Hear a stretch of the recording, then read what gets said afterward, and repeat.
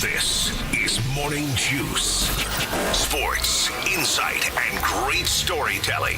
Starring Bobby Carpenter and Jeff Tito Thitoff. It's time to attack and dominate. Attack and dominate on this Friday. I'm Tito, Jeff Thitoff. Bobby Carton, my left. Brody on the other side there. Sorry, Bodie. It's Friday. Bodie over there. The gang's all together again for a Friday edition of Morning Juice. 2 full hours here on YouTube, Fan app, and HD3. Download the show anytime. Catch us from 10 a.m. to noon on 10 TV Plus. You can replay of this here show on the Fan 2, 1460 a.m. from 1 to 3 p.m. Where else can they watch us, Bodie? That would be on Facebook and Twitter. Attaboy. Good morning, Bob. How are you?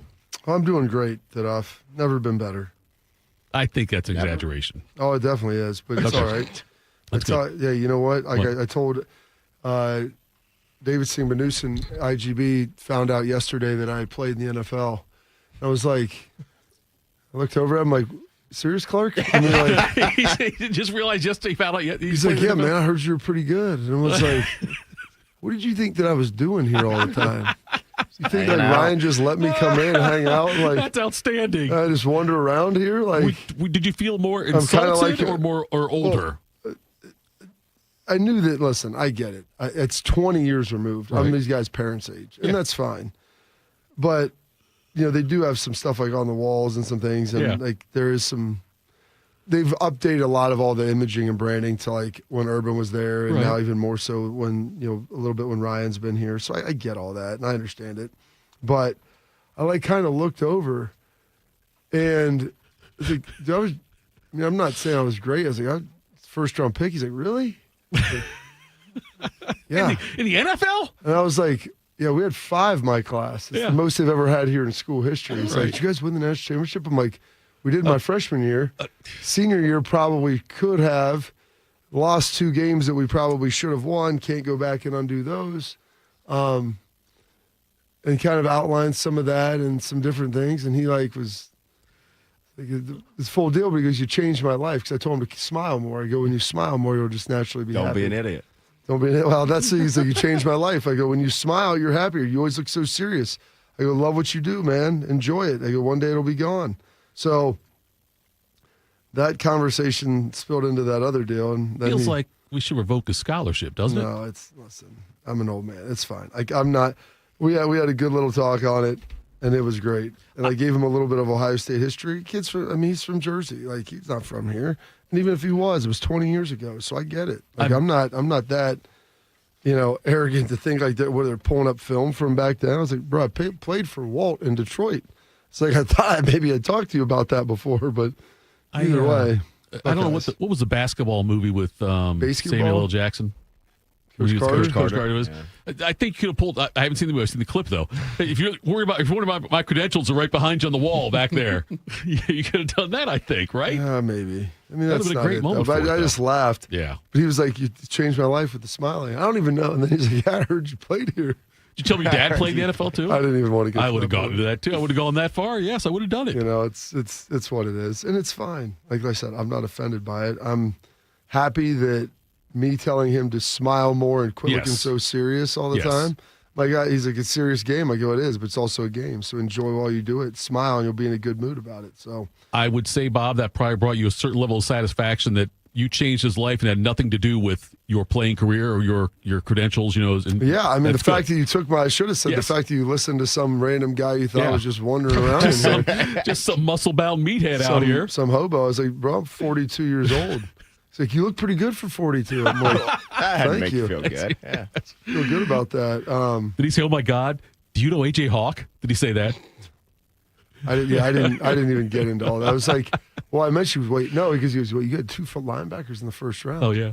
And I'm like, well, yeah. I was like, AJ went 5th. He won the Lombardi. It's his picture over there. Right, yes. You know? And so it was good. Well, actually, I spoke with Coach Harrett and asked me to speak to the baseball team. Gave me a bunch of dates, and I randomly picked Thursday, thinking there was kind of a slower week for me, and God had other plans with everything going on this week. Yeah. And he's like, "You still good?" I was like, "Yeah." So I went over after practice. I left practice early and just cruised on over to go speak to the baseball team, and that gave me a little bit of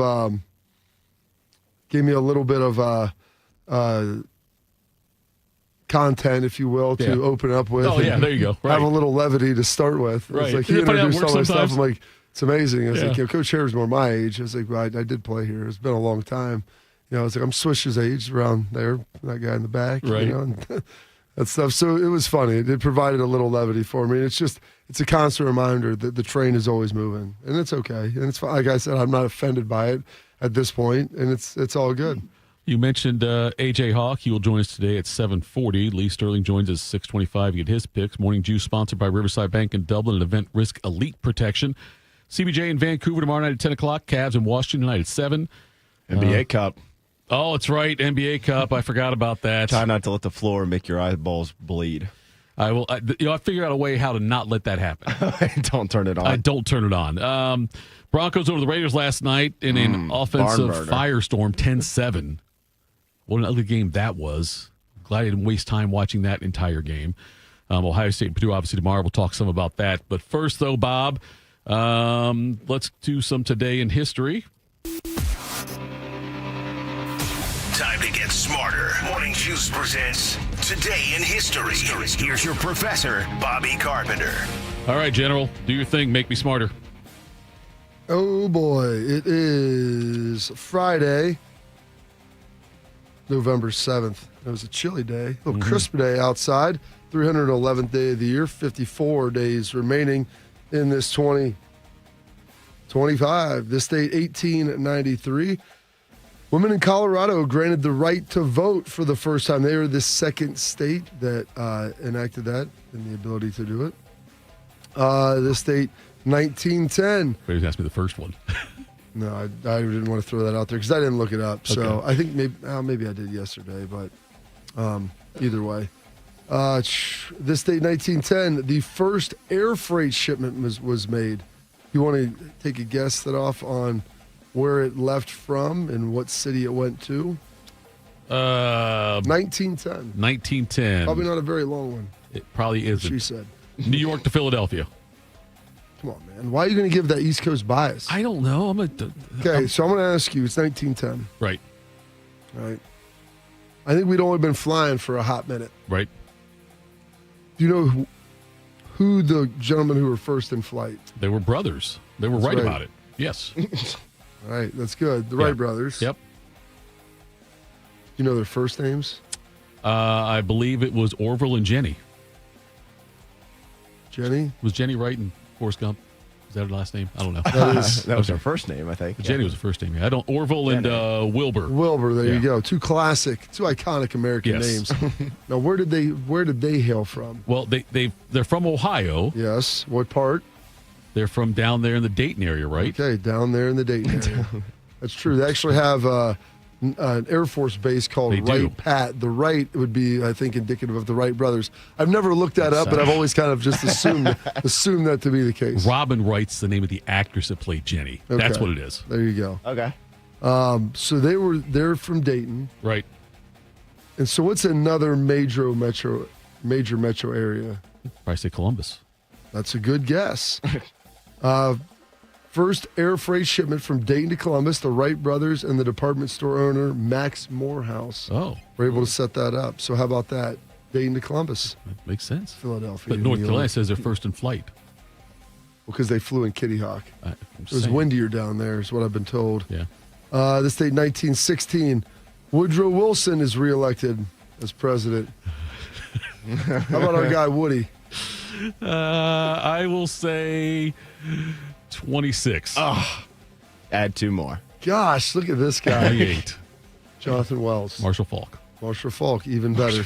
Felix Jones. Felix Jones, there you go. Cowboys legend. Here we go. In 1944, FDR is reelected to a record fourth term. You know what FDR was? 32. Good job. O.J. Simpson. The juice. Iconic. He did die in office.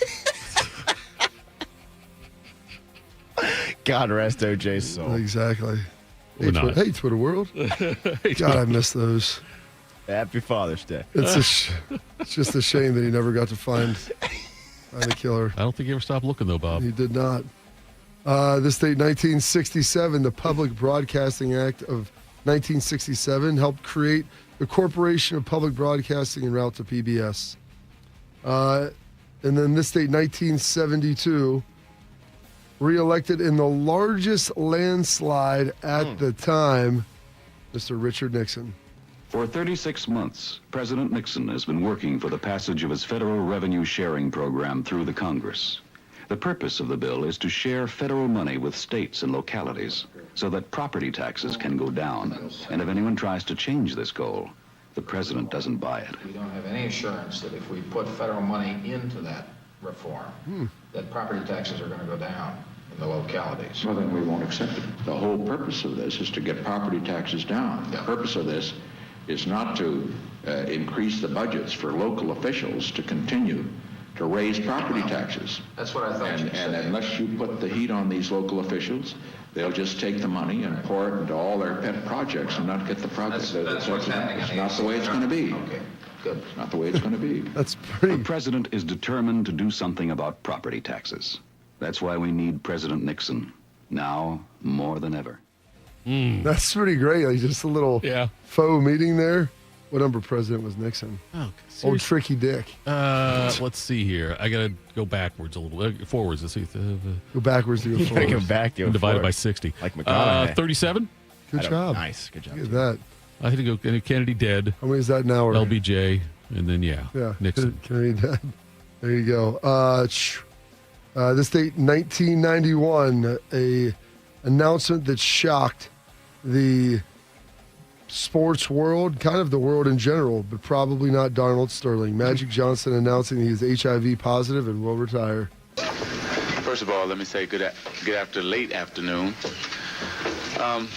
Because of the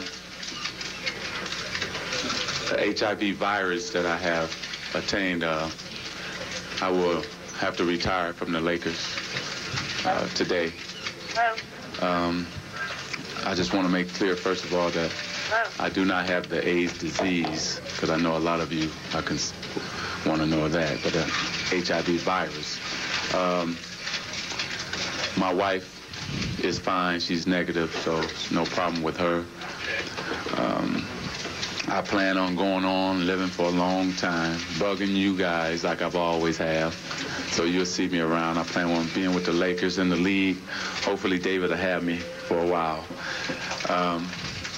And going on with my life. And I guess now I get to enjoy some of the other sides of living. I remember that. Enjoy the other side. I'm going to be around for a long time. Hey. You know, Bobby, Does Magic outlive Larry Bird? that's a great question. A grim question. That's a poll question. I mean, is what that literally, is. can we get some? We got to talk to Your Highness about this one. Yeah, If we Your get Highness. futures. Yes, Your Highness next I week. mean, we can ask him. in 1991, if you could have snagged that on the future, it might have been $1 million to Yeah, 1. Bird was minus 500,000 at that point. Yes, Maybe $1 million. Yeah, it was big time there. Think what I mean, Magic. I thought Magic Johnson would be dead before I graduated high school. Oh yeah, once you're in HIV, when someone I makes the watched announcement, Philadelphia, and I thought that's how Magic would die. you think about what he's done. Okay, NCAA champion, NBA champion, Hall of Fame, All-Star, gold medal, and then coach for a while in the NBA.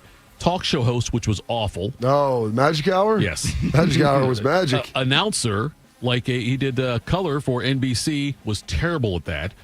But he's an owner now, part owner of the Dodgers and This Washington World Commanders. Series champion. Yes, and he's also such a huge successful businessman. And it's amazing. I don't think anyone else has ever had that kind of He that was kind the of GM run. of the Lakers too there for a very quick minute. Yeah, so So I'll do it myself. yeah, great. So look, he failed as a GM, he failed as talk shows, failed as a Fails NBA forward, commentator. though. But yes, it's all these things he's Phil accomplished. got So it's just HIV. yes, that's true. Healthier now than ever before. What's he done? Big bad Magic Johnson. Yeah. He's got AIDS. You ever met Magic? Yeah. You have? Where'd you Yes. meet him? When I was playing for the Cowboys in Wait, 2006. you played in the NFL?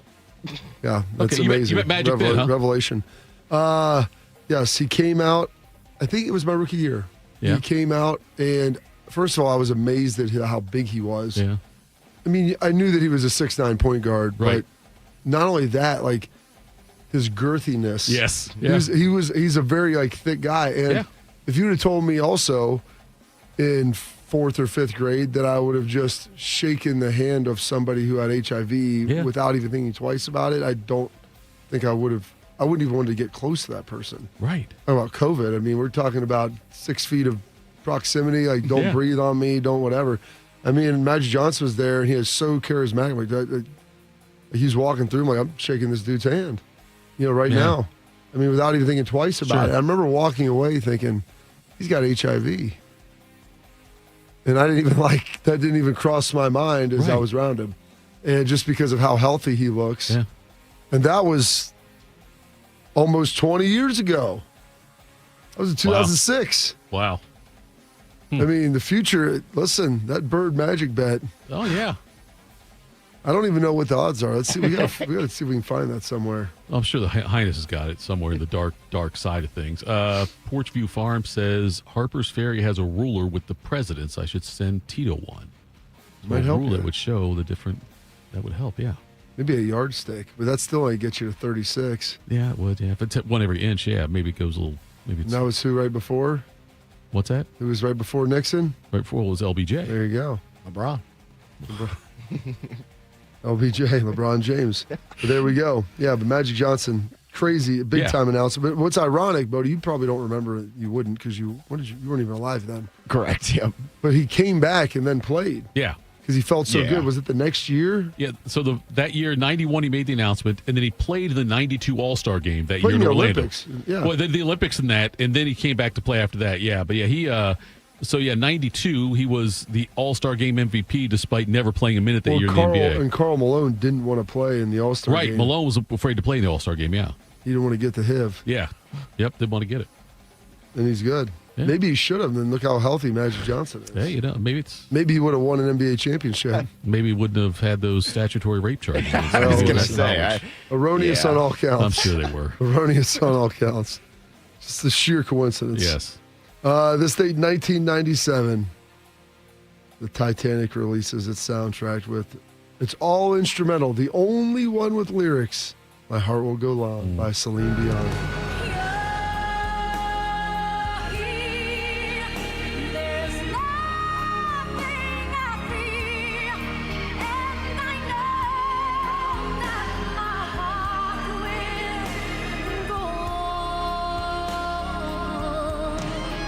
Don't give away the way the movie ends. I don't want spoiler alert.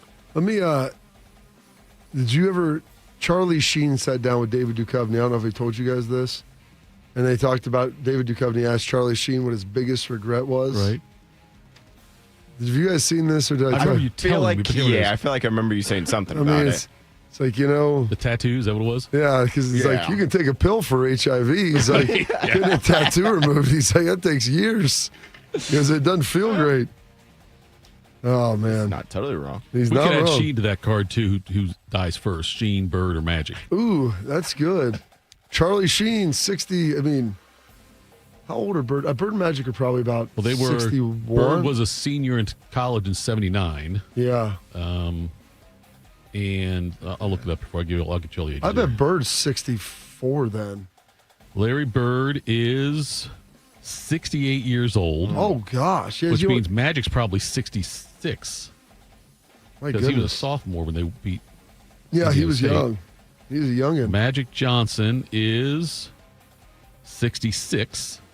Charlie Sheen's like 61. Yeah. He's the youngest. I mean, he might have the best odds. I don't know, man. Despite his hard living. Despite the obstacles. Yeah, Charlie Sheen, 60 years old. There we go. He just turned 60 in September. So He might be the young leader. 60. Yeah. He is a young 60. Oh, my goodness. This day, 2000, was the first day in U.S. history, I guess in recent history, where we woke up after the U.S. election and did not know who the president was. And that drug on for quite some time. They had a thing called the hanging chads, Bodie, or the little punch cards, and trying to figure out which ones had fallen off, which ones hadn't. The state of Florida was the epicenter of it. But the 43rd president was ultimately elected, which was President George W. Bush. A big call to make. CNN announces that we call Florida in the Al Gore column. This is a state both campaigns desperately wanted to win. Stand by. CNN right now is moving our earlier declaration hold on. of Florida. Pause. Back Go to back. the too close to call column. George Bush, governor of Texas, will become the 43rd president of the United States at 18 minutes past 2 o'clock Eastern Time. CNN declares that George Walker Bush has won Florida's 25 electoral votes. The vice president has recalled the governor and retracted his concession. For every successive hour from this point on, CNN will be your network to find out what is the latest on that presidential race. That's right. In the United States. So stay with CNN because whatever is happening, we are going to be bringing it to you. And folks, in the year 2004, please, could you make up your minds a little more conclusively? Because I think we can't take another election like this one. You know, his dad was president, too. 2020 was kind of like that, too, wasn't it? Didn't it take 4 or 5 days? Well, because, there was a lot of stuff. There was a bunch of contested states then, but this came down. They used to do the punch cards, and I'll give Florida credit. Everybody says now Florida, they have their stuff in right away. It's not like, oh, wait, and we stopped counting. Because they had this crazy antiquated system in 2000. You would have this little card you'd put in, and you would poke a pin through it, like with the names. And, like, I guess some of the deals didn't fall off all the way, so the readers got jacked up. So they had to pull everything out, reread it all. It was insanity. That's fun. There was an episode of Cheers where the hanging Chad, they just called it Chad, the hanging Chads. There was SNL skits and like people dressed up as like a little, imagine like a hole punch, just a little miniature version, and that's what they had, like them dancing around. The Cheers episode, they were giving away a trip somewhere, and they had a bunch of ping pong balls with numbers on them that they put in this thing, and it popped up, and Woody Harrelson comes out and looks at it and says, it's number 36 is number 69 is the winner. And then 69 gets all excited. Then Sam said, flip that out. Could that be 96? And he says, it is 96. He gives 96. The guy with 69 is all upset. Then at the end, they give away a second prize. And Woody pulls out a number and says, number 11. Then he goes, oh, wait, and turns it upside down again. And that's when the show ends. So he wasn't sure if 11 was really. There we go. Woody Harrelson. What a jam. Was his name Woody in the show? Woody Boyd. That's good. You know what? That's great when your name is really what it is. Method acting. Yes. This date, 2015. Pentatonics scores its first number one album, the first number one album by an a cappella group. Are you just making all those sounds with your mouth? Need a little Biz Marquee beatbox underneath that. Those Pitch Perfect movies are fantastic. They are good. It's funny. Some birthdays today. This is a big birthday for Shark, one of his heroes. Leon Trotsky, born on this date, 1879, one of the leaders of the Soviet Revolution, Communist Revolution. They actually banished him, I believe, to Mexico City, where he was assassinated. Really? Oh. Yeah, they stabbed him there. He got assassinated in Mexico City, Yeah, and you're a Russian? Stalin sent some dudes for him. I want to make sure he wasn't coming back. How's Sanchez doing? No, exactly. Bruise on the legs a long way from home.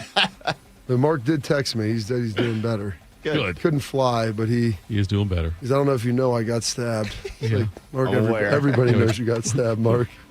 So I used to think Southern California quarterbacks were soft. Then I watched you walking, leaking on that video because I'm just happy to be alive, amigo.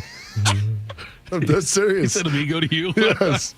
Well, he is Latino. I understand, Sanchez. I didn't want to assume. I didn't want to assume. Oh, the Reverend Billy Graham, born on this date in 1918. You said once that you looked forward to death because it would be freedom from bondage. Ooh. Do you still feel that way? Yes, I surely do. I'm bound by this body. I'm bound by thoughts that I shouldn't have. I'm bound by all kinds of bondages that we have as human beings. I don't want them to say big things about me because I don't deserve them. I want to hear one person say something nice about me, and that's the Lord. When I face him, I want him to say to me, well done, thou good and faithful servant. But I'm not sure I'm going to hear it, but that's what I would like to hear. Since we get the internet and all the channels and options and streaming and things like that, I feel like I haven't seen like a televangelist in years. You must not be watching 700 WLW. The 700 Club? Or 700 Club, or whatever it is. Yeah, 700 Club, yeah. But yeah, I remember that was on a lot at my grandma's house. Yeah, I can remember we didn't have cable TV. Right, that's what I'm saying. Like, since there's so many more options, I don't remember the last time I saw somebody like either asking for money from donate and all that stuff on TV on a Sunday. There you go. Joni Mitchell turning 82 today. They paved paradise, put up a parking lot with a pink hotel, a boutique, and a swinging hot spot. Don't it always seem to go that you don't know what you've got till it's gone? They paved paradise, put up a parking lot. There we go. Christopher Knight, better known as Peter Brady. Good job on that, turning 68 today. You think what David said is true? How can a dumb old piece of wood give you bad luck? Unless a hitch in the head. Forget about it, Bobby. Dave said it was just an old superstition, didn't he? Yeah. Well, anyway, I don't think I want it anymore. That's dumb. You want it? Sure, why not? It'll make a great souvenir. Okay, take it. Bad luck, come and get me. Do you think... That's the one Hawaii episode where Peter's bad luck includes a tarantula crawling on him and then get kidnapped by Vincent Price also. Very unfortunate there. Jeremy London, stars of Seventh Heaven, Mallrats, among others, turning at 53. Where do you want to go first? Back to Brandy's. Look, Brandy is the past, my friend. She's behind you now. You face forward, or you face the possibility of shock and damage. Yes. You should learn to heed your own advice. Where the hell did that come from? What's going on here? Oh, he's the best, man. I love Mallrats. So good. Some passings today. Passing on this date, 2017. 2 Cy Youngs, a perfect game. A no-no in the playoffs as well. Roy Halladay. We were friendly, but, I mean, even the outs were loud because he told you what he was going to try to do to you with the very first pitch that he threw to you. Roy was he was singular in focus. Yeah. And if he thought he was getting you out with two-seamer, you're getting it until you do something with it. And then then he'll go to plan B. I try to make it overcomplicate the situation. You're getting it till you do something with it. Then we'll go to plan B. Janet Reno died, passing away in 2016, the Attorney General for the United States. There was a great SNL skit where Will Ferrell would always be Janet Reno in the skits. And then Janet Reno actually popped in, and it was Will Ferrell as her drinking with high school kids in the basement. She's the Attorney General of the United States. And then she comes smashing through. It's Reno time. It was very good. Very, very good. Darryl Royal, former Texas head coach, passing away in 2012. And then in 2011, Joe Frazier passed away. Didn't see anything, didn't hear anything, just him. Focus on him. Nobody else but him. The idea was to get to the body shot, get by that jab. I challenged him to the jab by moving and getting closer.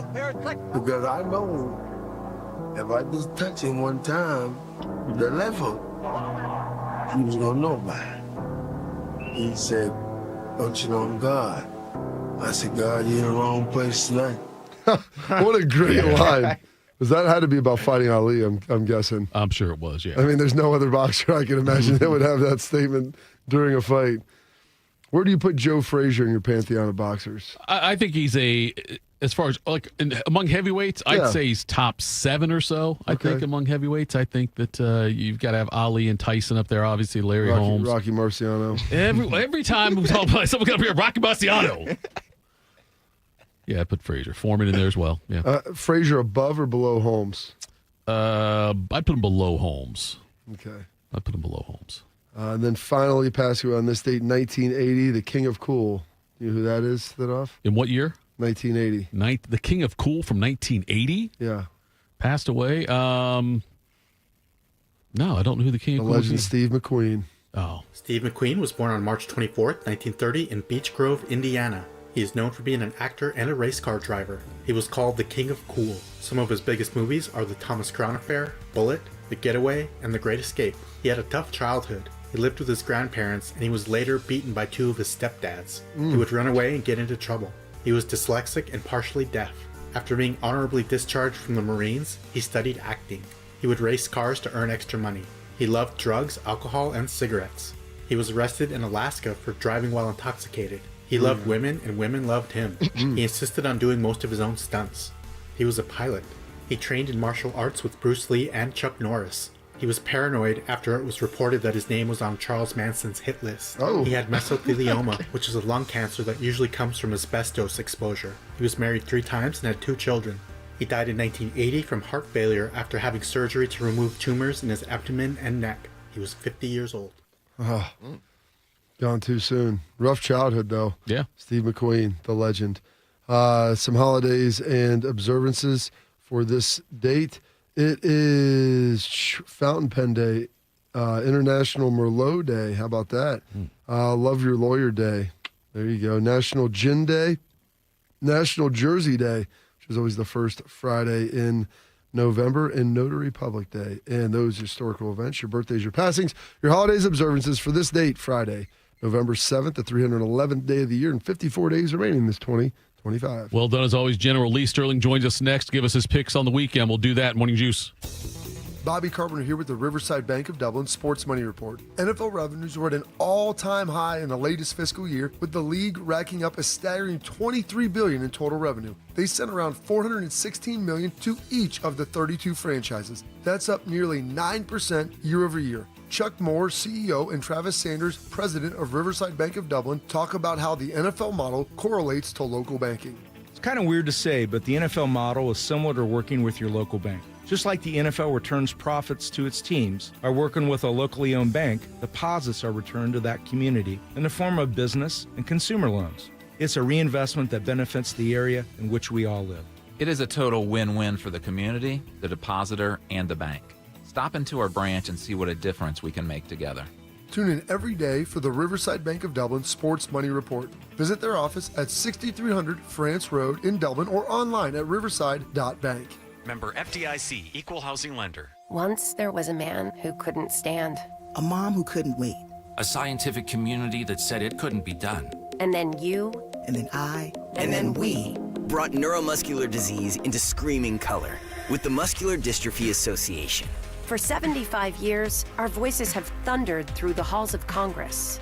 We've willed the impossible into existence. We've pushed the science, raised the funds, shifted the narrative, and transformed the reality of life with neuromuscular diseases. For 75 years, we've built communities together. Established the field of neuromuscular medicine, and made it thrive. Call that a legacy. Call it impact. Call it momentum. Just call it ours. Because it's the generations of community heroes that give MDA the strength we have today. And until neuromuscular disease is a thing of the past, you couldn't stop us if you tried. Join us and celebrate 75 years of breakthroughs at MDA75.org. You know what hope is? Hope is action. Carving a path forward, even when it's hard. And kids who still know how to dream. They're the best pathfinders of all. So at Child Fund, hope means helping millions of children living in poverty worldwide to grow up healthy, educated, skilled, and so all those good things can come true for them, safe. And that means safe at home, safe at school, and safe online. Hope means walking this path together, all of us. Because when we work together, we can do so much more. That's right. Hope includes you. Child Fund, because we need each other. To learn how Child Fund works with children in 23 countries to help them achieve their full potential, visit childfund.org. That's childfund.org. One man is a national champion, NFL veteran, and local business leader. The other man is Tito. This is Morning Juice. Sponsored by Riverside Bank of Dublin. Here's Bobby and Tito. It is Bobby, it is Tito, it is Bodie, it is now Lee Sterling also joining us here. He joined us every week at this time. Lee, before we get into your picks, I'm curious about this controversy surrounding this past weekend's UFC fight where there was a fighter who is, he's under suspicion for some kind of a gambling thing? Well, it looks pretty suspicious, I would say the least.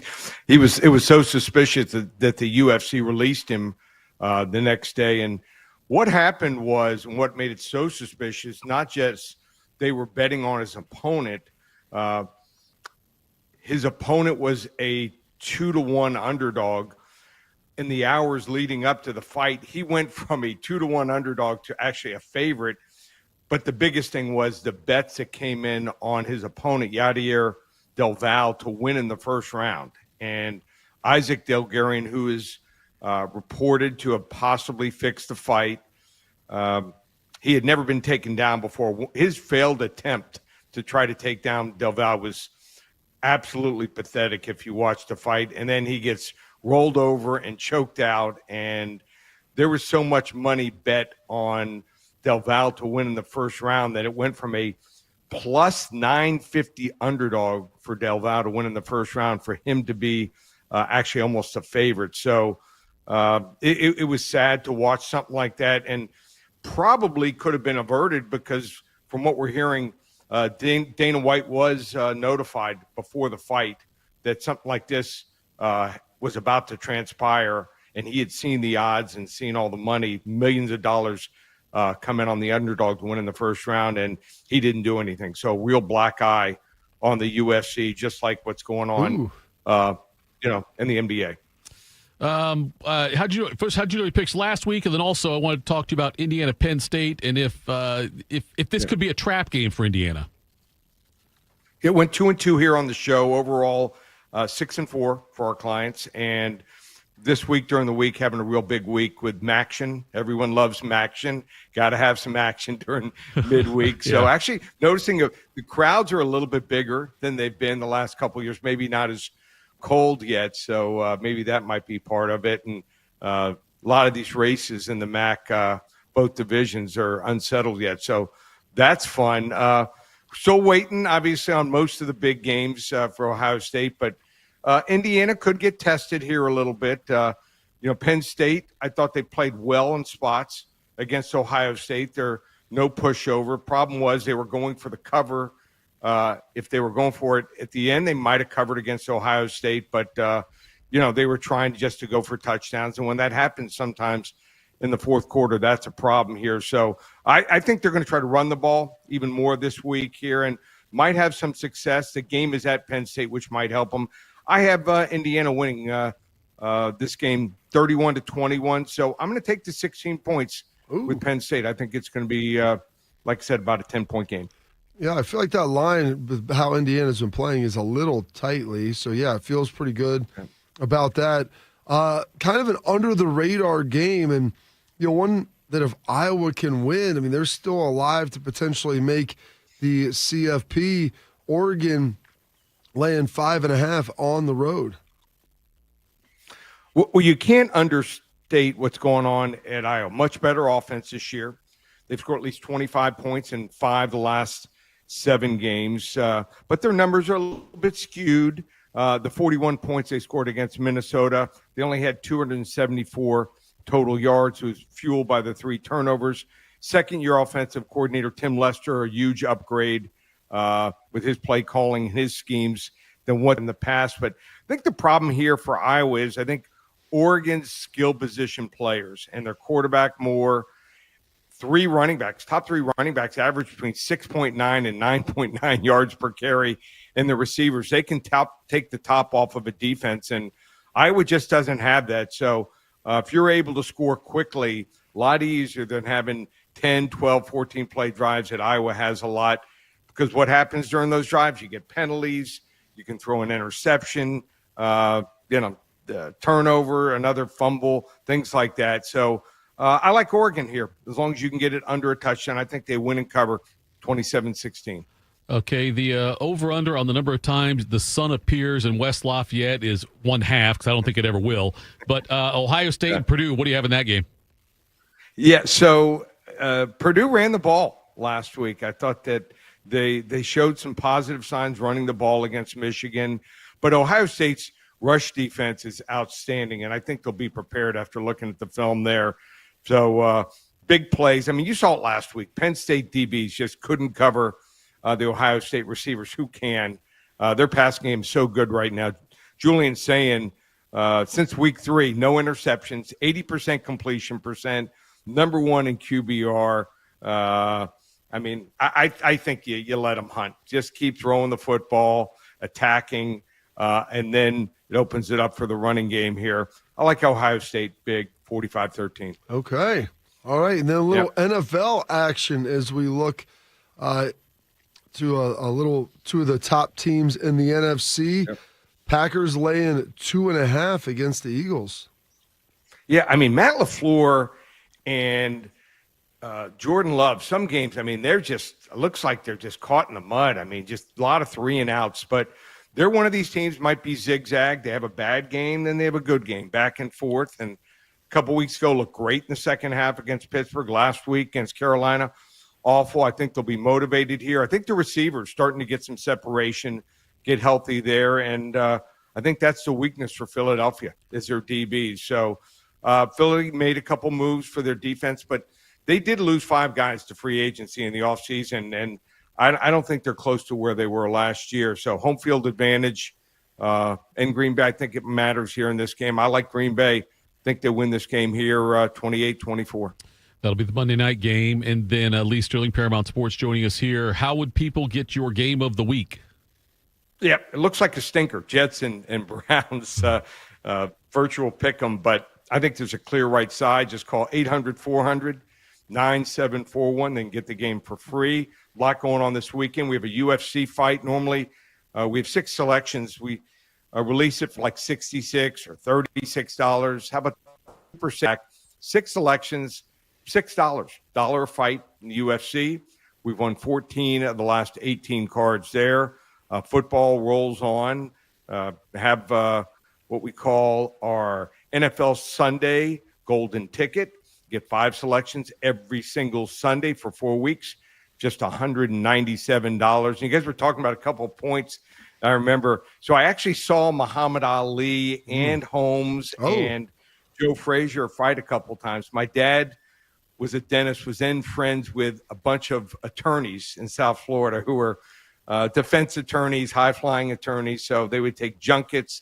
And maybe I'll bring it next week. You sat on this velvet pillow outside at Caesars, saw Larry Holmes and Muhammad Ali. I think it might have been his last fight where he just got beaten for 15 rounds, just hung in there, didn't get knocked out. But it was sad. I would agree with you, Tito. I think I would put Larry Holmes a little bit above Joe Frazier. Joe Frazier was great and fought so many, great fighters. Just if he had maybe won a couple of those fights, he'd be maybe top 3. But those were just great times, and you can't do it over again. That's the problem with boxing. Since all those boxers left, there's such a void, and that's also been a problem for the UFC last year or two. No John Jones, no Conor McGregor. You need star power. So we love the big.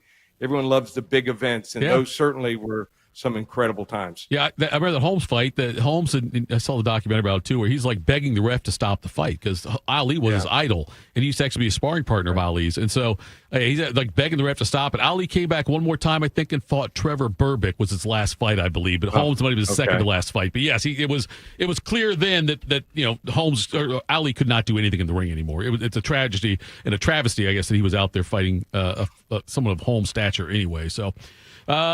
Lee, thanks so much. We appreciate it, buddy. We'll check in next week and see how much more money you can make this weekend. Okay, guys. Take care. Be safe. You bet. That was Lee Sterling, Paramount Sports, joining us there. Coming up next, hit some quick hitters, Morning Juice. At National Geographic Society, we believe in the power of wonder. It drives us to explore, pushes us to see the world differently, moves us to action. And we believe that today, wonder is more essential than ever. Wow. That's why we're supporting a new generation of explorers to ask big questions, make breakthroughs, and bring the future closer. Wonder awaits. Will you join us? Visit natgeo.org/wonder. Being diagnosed with leukemia, lymphoma, myeloma, or one of over 100 other types of blood cancer makes people want more time to do the things they love. That means more time to be artists, prom dates, world travelers, and moms.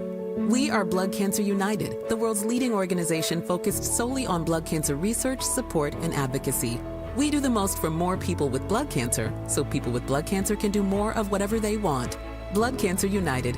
Join us at bloodcancerunited.org. People don't realize that glaucoma is one of the leading causes of blindness. Because there are often no early symptoms, nearly half of those with glaucoma may not even know they have it until vision loss has occurred. I was diagnosed with normal tension glaucoma in July of 2020. And what we found out at that point was I had already lost 40% of my sight. And you think it only affects people that are, 75 or older, retired, grandparents, and that's not the reality of it. I didn't think at all glaucoma was going to affect me because I didn't know of anyone that had glaucoma, no one in my family. When you have glaucoma, you can't get back that sight that you lost. And so early detection and treatment is vitally, vitally important. Don't miss life's most beautiful moments. Schedule an eye exam today.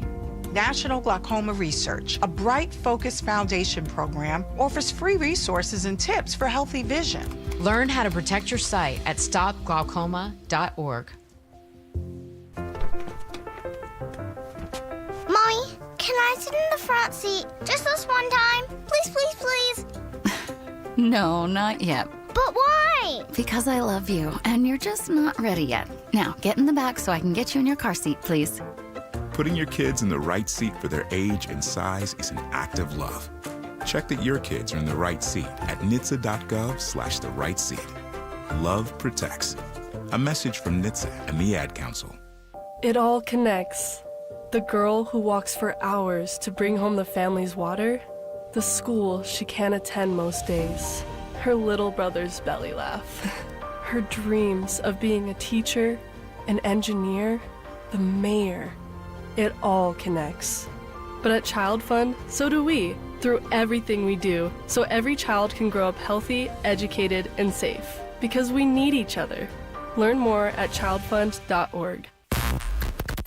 Bobby played for the Dallas Cowboys. Tito wears assless chaps. I'm dead sexy. You're locked into Morning Juice. All right, Morning Juice. Thank you, Lee Sterling, for joining us. And now let's do some of these quick hitters from Bodie. Morning Juice presents Quick Hitters. Sponsored by Dr. Mark Levy. If you're snoring and not sleeping, call Dr. Mark Levy today at 1-800-MORE-SLEEP. Good morning, Bodie. Happy Friday, fellas. We'll start here with so many high-profile jobs opening up around the sport of college football. We have another guy who is seemingly taking himself out of the race to be the next head coach at LSU, Florida, Penn State, etc. In a pretty dramatic fashion. Asked about those job openings, Georgia Tech head coach Brent Key responded by saying, quote, "Slice me open and see what colors I bleed." Key is a 2000 graduate of the Rambling Wreck there. He was an all-ACC offensive lineman there for Georgia Tech. He took over in the middle of the 2022 season when the team was sitting at 1-3. He went 4-4 down the stretch of that year, got the interim tag removed, and has guided the Yellow Jackets to a record of 22-14 since then. Pretty and, good. of course, this year they're doing very well. 8-1, just suffered their first loss last weekend. 8-1 down there at number 17 in the college football playoff rankings, but still right there alive for the ACC bid to automatically get into the top 12 field. He also has 7 wins over ranked opponents there in his 3.5 years. Key also went on to say, other than when I'm with my family, every waking second of my life has gone towards building this program to get it to the point that it is right now. Bobby, safe to say, Brent Key, he's going to be the head coach of Georgia Tech this year and next year. Cut me open and see what colors I bleed. And by the way, he's has a ton of ranked wins. When he took over Georgia Tech, they were terrible. Yeah. Like, they were really bad. And I didn't think they'd ever be getting back to relevance so quickly. And we were talking about them. I mean, they still have a chance to get in the CFP if they win the ACC. They do it a little bit unconventionally, but he has a program that's built with toughness. You know, they run the football. I mean, Haynes King might be the toughest dude playing quarterback around. And you know what? Like, I love this. He could go run and take the money somewhere else, but he took that job. He wanted to be there. It's his alma mater. And I always say the allure of home is very strong, and he's getting to live where he played. Bob, is this a hiccup or a trend on where some of these schools that are traditionally the blue bloods, I guess you would call them, are starting to fade back a little bit, like we're seeing with Florida State, like we've seen. Well, I think with Florida. people look at some of those jobs, Thitoff, and they haven't been that good in a while. Like Right. the job, everyone tells you about all the inherent advantages and this and that, and I'm like, well, then why have they been struggling so much? And you can have a coach at Georgia Tech have success, and also I think they realize they can go be there, just like PJ Fleck or Fitzgerald before they ran him out of Northwestern. Like, you can be at those jobs for 10 or 15 years. You can have a stable family. You can live here. Your kids can enjoy it. Plus, like, that's where he's from. Like, that was his school. Right. So he probably getting to live in Atlanta. And if he goes 8-4, no one's lining up with the pitchforks and torches to fire him. They're not throwing bricks through his window like Coach Boone. Is Fitzgerald going to get a job here pretty soon, you think? I think he should. I would hire him. If I was Penn State, I would hire him. Yeah, I think Penn State would be a good fit for him. And now I saw that Wisconsin's AD came back and it said Fickell's back for 2026 for Wisconsin there. Can't afford to fire him. I agree. Yeah, I was going to ask you about, do you think it's more he can't afford it or more because... Here's the thing. If you fire him, you're going back to ground zero. You have all the same problems you had before. Right. Like, Luke Fickell didn't forget how to coach. He maybe tried the dairy raid and they lost momentum with it, but they also have like 15 guys hurt again. I mean, they have all these injuries. And if you're going to fire him, you have to buy him out. It's going to cost money. Hire a new guy. Right. He's going to want to have players. Instead of wasting that money on the buyout, why don't you just invest it in players? Because their defense is good, their offense is bad, but they don't have any. They don't have the budget to be able to do that. Yeah, and with all these buyouts, Bob, that's why I'm wondering if more teams now, more schools, I should say, teams. Now we'll say teams. More of them will start saying either we're going to pay $50 million to buy out this coach, or we'll put $50 million into the program and try to get better. Because Fickell's still a good coach. If you think you've got the right coach there, like resetting again is not going to be the answer. Yep. As far as the job openings go, I kind of, let me know if you guys agree or disagree with this. I feel like out of the bigger names, the LSU, Florida, Penn State, I feel like one of them might poach a Power 5 or Power 4 head coach from somewhere else and feel good about it. I feel like the rest of the jobs, though, are going to kind of walk away. Not saying it'll end up being a bad hire, but kind of walk away thinking like, really? This is who we ended up with? Yeah, I wonder which Power 4 conferences, which Power 4 coaches would want to move over to one of those spots. Whether it's like Jeff Brom leaving Louisville to Penn State, or if Kiffin goes to LSU or Florida. I feel like one of them will get a coach that's like, oh man, that guy left there to go there. Right. But the rest of the handful there are going to end up I don't think Pat Fitzgerald would be a bad hire for Penn State. Right. But I think Penn State fans would walk out of it saying like, that's who we ended up with, because they thought they were going to get, the next Lane Kiffin. I don't know. I know it's unrealistic. I'm not. That's all I say. Who do you think you're going to get? Who do you think that's going to be great? By Joe Brady, and maybe Joe Brady ends up being good, but he also has never been a head coach before. Right. Didn't coach in college in a minute. So, there's a lot of uncertainty out there with some of these different guys. Like, let's hire him. That'll be a good hire. Will it? I don't know that it would have been a better hire, I wonder what makes Penn State fans, what would make them happier? The fact it's just not James Franklin, or the fact it is Pat Fitzgerald? Like, which one is probably the former. I think so too. I think they were just over the Franklin experience, and I don't completely blame them. And like I said, I don't think Fitzgerald would be a bad hire. Right. I think you would just walk out of it being like, that's who we ended up with. Right, but that's how it ends up most of the time. Frankly, I mean, Ohio State landing Urban Meyer in 2011 or 12 there is far and away the exception to the rule. Right. That it's like, and frankly, too, if you look at a lot of the best kind of head coaches right now going, I mean, Ohio State's got Ryan Day. Nobody knew about him before he took over. Signetti had a lot of success at JMU, but nobody knew there. If he was that good, he wouldn't be at Indiana. Exactly. Someone else would have hired him. At A&M, they're third ranked in the country. I don't know that A&M fans, when they hired Elko from Duke, were celebrating in the streets, but he's done a great job. DeBoer is probably the outlier there because he had a lot of success at Washington in his couple years before Bama. But on and down the list, Georgia, Kirby Smart was kind of not a no-name, but a coordinator. Oregon, same thing with Dan Lanning. Notre Dame, same thing with Marcus Freeman, etc. Speaking of college football here, guys, got a few ranked matchups on the docket for tomorrow. At the noon window, a massive matchup in the Big 12. Number 7, Brigham Young, is on the road against Texas Tech at 3:30 in the SEC. Number 3, Texas A&M, and number 22, Missouri. Then the quote-unquote big night game, LSU on the road against number 4 Alabama. I'm sorry, I missed another one at 3:30. Oregon's on the road against number 20 Iowa. Tito, any games from that or any other games just kind of jump out that outside the Buckeyes and Boilermakers, you're kind of like, oh, I could see that team, a little upset alert, or just a game you want to watch in general? I want to watch Oregon, Iowa for sure. I think that's a game that's I think it could be a potentially difficult game there for Oregon going on the road to play at Iowa. It's only a 5.5 point line, which is crazy. Yeah. So that one I'm looking forward to. I'll watch LSU, Alabama. I want to see, make sure. Any chance LSU has a little bit of a kind of circle the wagons, so to speak? They might. Like, Kelly's out of here. That's what I want to see. I want to see if that happens and how that plays out. And then also, honestly, I want to watch Navy Notre Dame. I want to watch Horvath play. I just want to see what Horvath can do against that Notre Dame team. I'm not saying line is like 27 though, or 20. Oh yeah, it's a huge line. Yeah, I don't think Navy's going to win the game, obviously, but I want to see if Navy if they can keep it close for a while at least. I think that Oregon Iowa game has the potential to be pretty good. Yeah, Kinnick's tough, and if Iowa can keep it close and they don't give up big plays, they force Oregon to drive the ball. You hold them to field goals. Like all you got to get is a turnover or two, and I feel like Iowa like this game screams Iowa winning it. Like 24-20. 24-20. I'm talking like 16-13. Okay, fair enough. 9 with 3 field goals and like a punt return touchdown for Iowa, get them to 16. That game has some pretty big playoff implications If on the Iowa line wins, too, because they're back in it. Yeah. And then if you're Oregon, you still get Minnesota at home, which they probably should win that one. But then you still host USC and go to Washington. Yeah, like they kind of.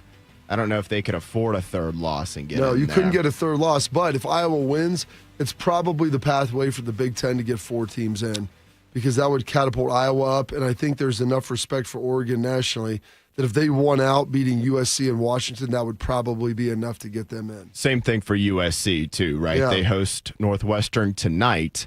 Then they host Northwestern a week from now, go to Oregon and host UCLA. So if the winner of USC Iowa next weekend can also beat Oregon when that team plays Oregon, that could be a pathway to the maybe a 4th team in there. Indiana, Penn State's another one you got to watch too. Like I need Indiana to win out because I want them to be a 1-2. I think they should be Penn State. I do think they will. Kurt Cignetti is going to try to bludgeon them just to prove that he's better. Yep. I turned your job down and I went and I honestly thought this would be the game James Franklin would get fired. Oh, really? After they lost to Oregon. Right. And even when they lost to UCLA, I'm like, okay, you lost to Oregon basically twice. Right. You went out on the road. You weren't ready to play. Had a chance to come back. You had the worst 4th and 2 play call since your last bad 4th down play call against Ohio State, and multiple ones at the end of the game. You decide to run your 5'10" quarterback instead of giving the ball to like Saquon Barkley or something. Right. James Franklin, what are you doing? But I thought this one, I had a suspicion after watching Indiana play that they were pretty good. Yeah. I'm like, you lose to Oregon, UCLA, shouldn't be that. I figured they'd beat Northwestern, kind of get to where they need to be. And then you lose a tight one to Ohio State, and then Indiana comes in with a billy club and just beats you down. And that at home, which matters, when people are walking out in the third quarter, and Kurt Cignetti's just sitting there still calling plays, like trying to score 100 points. Be a beautiful thing. Coming next top of the hour, we'll hear what Ryan Day had to say yesterday. We'll do that next. Morning Juice. Hey, what's up? It's T-Bone. If you've hit your medical deductible, now's the time to see Dr. Mark Levy. Get a custom oral appliance that stops snoring and helps you ditch that CPAP and pay less out of pocket. Call 1-800-MORE-SLEEP or visit sleepbettercolumbus.com before the year ends. Hey, does this sound like you where every step or reach is a reminder that it hurts? The pain is there. A reminder of what you're not able to do, how far you've drifted from that life you used to have and love where you didn't have the pain. Listen, if this is you, if this is a family member, you need to talk to them about it. You need to do what I did and go to QC Kinetics. They've got the answers for you, the relief without the scalpel, without the surgery. At QC Kinetics, they tap into your body's own regenerative power. The damaged tissue, it can be healed by itself. It's not science fiction. It's your body's comeback story. The very cells in your body can help you get healed with no surgery, no pills, No long recovery, just remembering how to move and feel alive again so you can golf, hike, do all the stuff you love to do. So go check them out at qckinetics.com/Columbus or 380-208-4544. They have offices all over Columbus, so be sure to check them out at 380-208-4544. My mom is a veteran and she was injured in the line of duty. I hurt my leg in a training accident when she was only 2 years old. She had 7 different surgeries over the span of 9 years, and there were tons of complications. I couldn't be the mom my kids needed me to be. She missed so much. After my last surgery, I got an infection so bad I thought it was going to kill me. I told her she couldn't leave me yet. There was still so much she had to see. I hadn't even graduated. I'm doing much better now. I may have lost my leg, but I've gained so much. I'm an active part of my kids' lives. She can kick a mean soccer ball. DAV's been there for me and my family. Through thick and thin, they've had our back. Every year, DAV helps more than 1 million veterans like Sandy get the health and disability benefits they've earned so they can achieve victories great and small. My victory is getting my life back. I got my joy back. We got our mom back, thanks to DAV. Support more victories for veterans. Go to DAV.org. Every child deserves a safe, loving, and permanent home. Help the Dave Thomas Foundation for Adoption find families for children who've lingered in foster care the longest. Learn more at davethomasfoundation.org. Since 2003, Wounded Warrior Project has helped post-9/11 veterans adjust back to civilian life. Through specialized programs, they begin healing their bodies and minds while regaining a sense of camaraderie. Learn more at woundedwarriorproject.org/possible. Hey, what's up? It's T-Bone. Don't let your insurance benefits go to waste. End the year sleeping better with Dr. Mark Levy's oral appliance. No mask, no noise, just results. Hurry, deductibles reset soon. Call 1-800-MORE-SLEEP or go to sleepbettercolumbus.com today. Proud to be your go-to sports addiction. WBNS, WBNS-FM, HD3 Columbus. The Fan 3, Ohio sports destination. One man is a national champion, NFL veteran, and local business leader. The other man is Tito. This is Morning Juice. Sponsored by Riverside Bank of Dublin. Here's Bobby and Tito. Bobby, Tito, Bodie. Make sure you stick around, folks. Later on, I'm not going to tell you exactly when right now, but we will be giving away some tickets to go see OAR. Absolutely. We're going to be doing that shortly. But do you need a bank that truly values local business in this town? The opportunity to work alongside them as partners? Whether you're a small business or a large operation, Riverside Bank of Dublin has the right tools for the job. Riverside Bank of Dublin has the experience of working right here in Central Ohio. They understand the business climate in our area. They'll help you reach your goals, whether you need an SBA loan to get your business off the ground, a line of credit to keep your business running smoothly, or equipment financing to get your business up to scale. Riverside Bank will tailor a solution that fits your needs. Visit them at riverside.bank or stop in to get to know them at 6300 France Road. Riverside Bank of Dublin, member FDIC, equal housing lender. Get your questions in here in a little bit for Ask AJ if you want to ask anything of him in the final segment. We'll be doing that here in a little while. But first, let's hear from the king of the program, Ryan Day. And he spoke on the Ryan Day Show and talked about how this actually was not from the Ryan. Yeah, it was Ryan Day Show. He talked about what they're chasing and how it's not normal. Yeah, and that's the whole point is that, the guys have to be able to do it. It sounds great. A lot of coaches want to do that, but it comes down to the players and the coaches being able to then take the message and put it on the field. And, what we're chasing is not normal. If we're acting normal like everybody else, then something's wrong. I mean, this is something that, you just have to chase. And when you come watch practice, I mean, it should look like the best practice in the country. If we want to be the best team, and each position is the same way, each coach.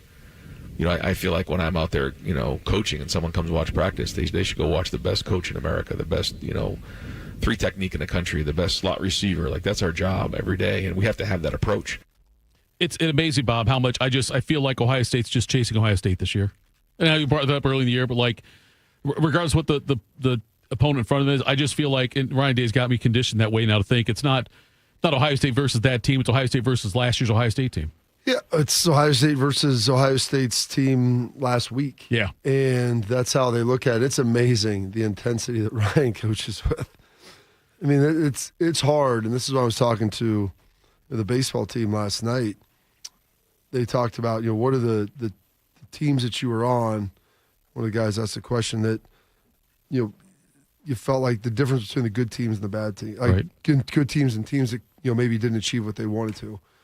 And I go, sometimes there's circumstances and things that happen outside of your control. But I go, all the great teams that I was on just had a relentless pursuit of excellence every day.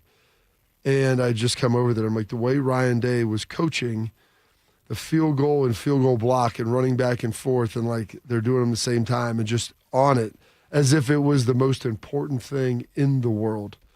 And a lot of times, like on Saturday or on Thursdays, you're in shells, like it's not a full speed look, but making sure that everybody's taking the right steps and it's all locked in, knowing that there may have to be a point in a game where a field goal, just like last year at the end of the season, may determine the difference in the outcome.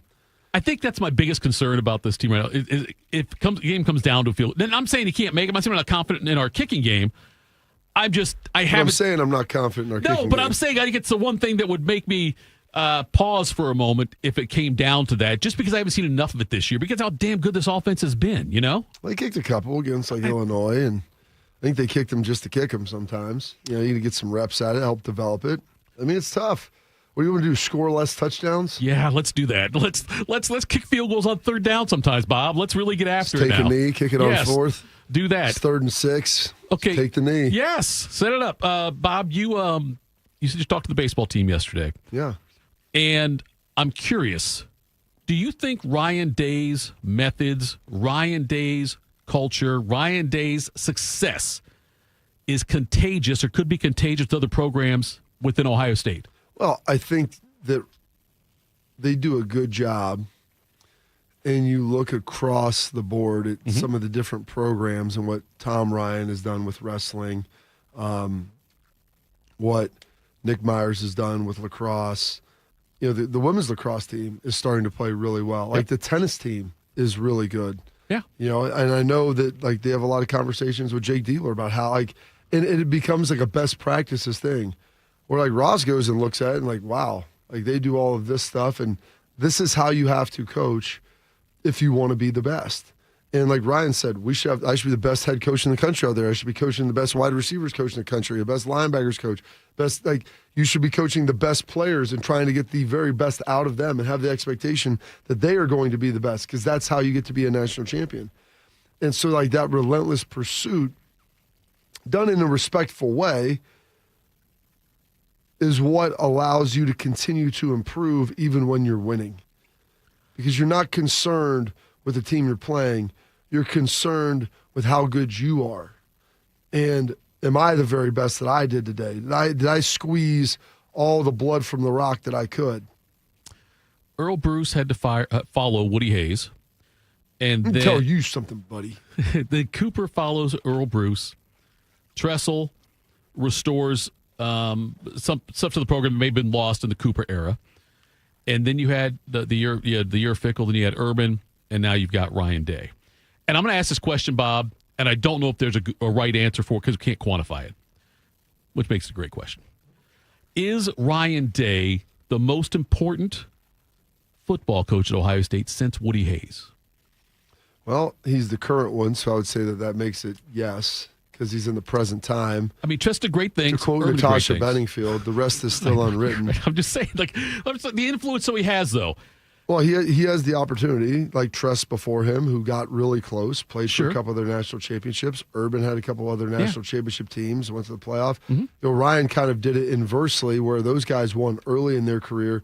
Ryan had some shortcomings early on in his career. Right. And then ultimately won one, and now you feel like he's kind of built a juggernaut a little bit, at least over these next 2 seasons, and he has the ability to do something that no one else other than Woody Hayes has done in Ohio State history, which is win multiple national championships.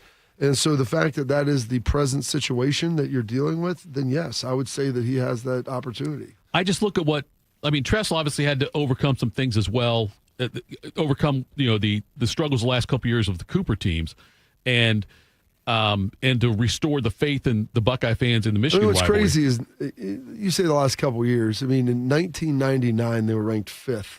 Right. 4 or 5 games into the season. Yeah. And they got smoked by Minnesota and Ron Johnson. I was at that game. My daughter goes, "Why did you go to Ohio State?" And I started talking. She goes, "They weren't even very good when you went there." And I'm like, "Well, we did win a national championship." This is literally a conversation I had with her last night. I go, well, we did win a national championship my first year. So, I mean, she's like, but they weren't good the year before. I'm like, I guess it's just the belief that in the coach that you had and the recruiting class that we were coming in with, the players that were there, and I think there was some, the system, there was a lot of things that you had to believe in. But, in 1998, that was maybe the best team in Ohio State history. Could have been, yeah. I mean, you could make that argument on a talent-wise Yeah. perspective of how good they were and who the guys they had out there. You could maybe make the argument maybe about the 95 and 96 squads as well. 95, it was damn good. There was some saying, there were some great teams, and then, you get the doors blown off by Minnesota, and next thing you know, you're losing to South Carolina in a bowl game, and then you're bringing in Tress. That was probably the biggest That's thing. the thing about college football.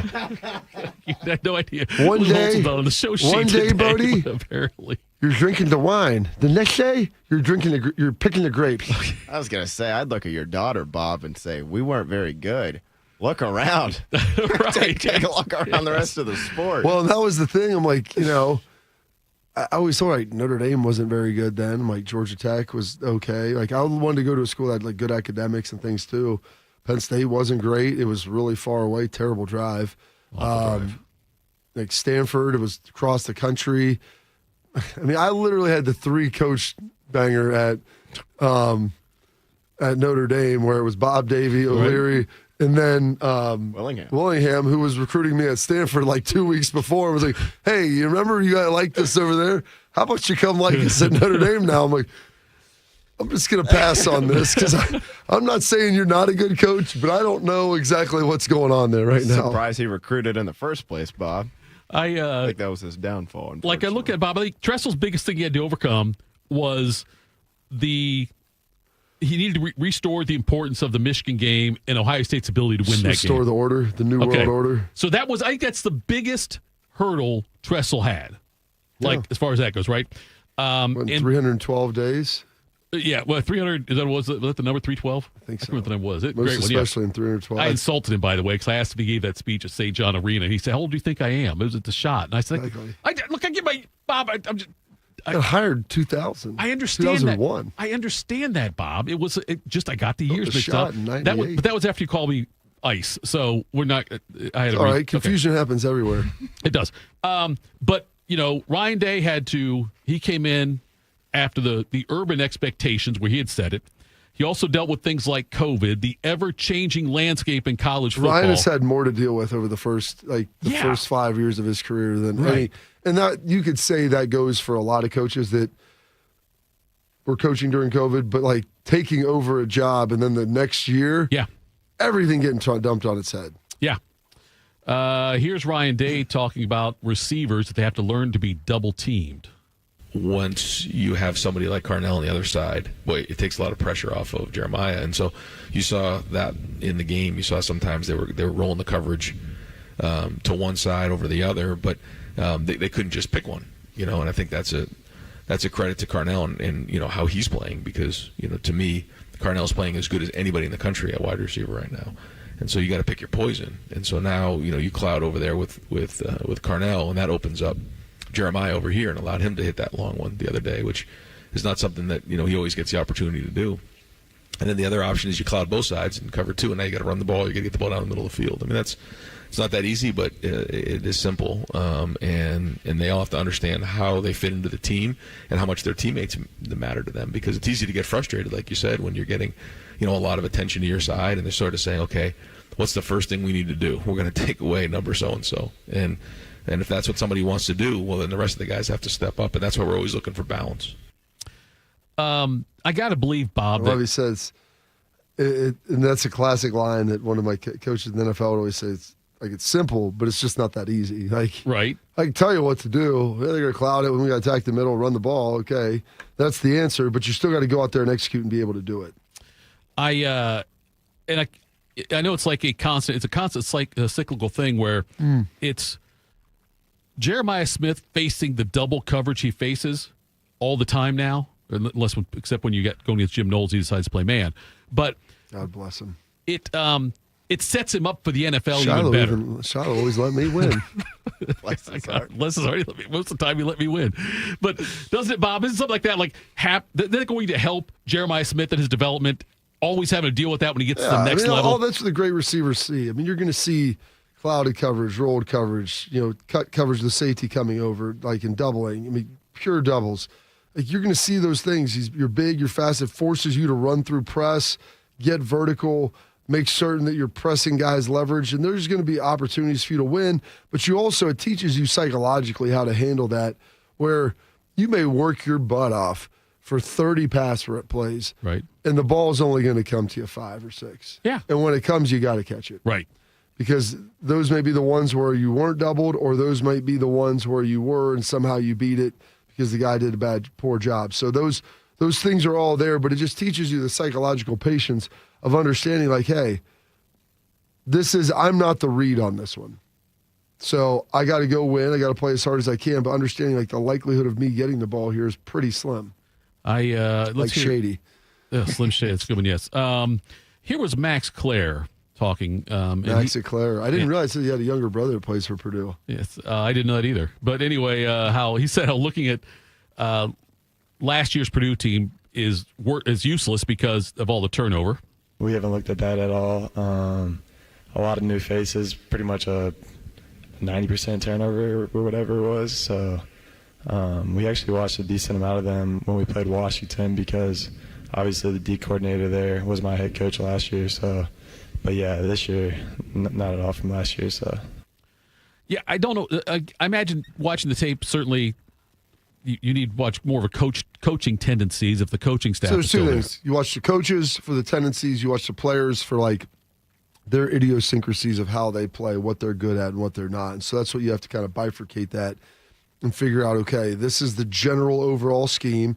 Now, these are the guys that I'll be going against, and these are the guys that are good or bad at A or B. And that's what you kind of got to try to blend them and understand, like, well, the coach ran this prior, and this is what they're doing a lot of this year. This is what these guys appear to be good at, so they'll probably do a little bit more of this and play into their strengths if the coach is moderately competent.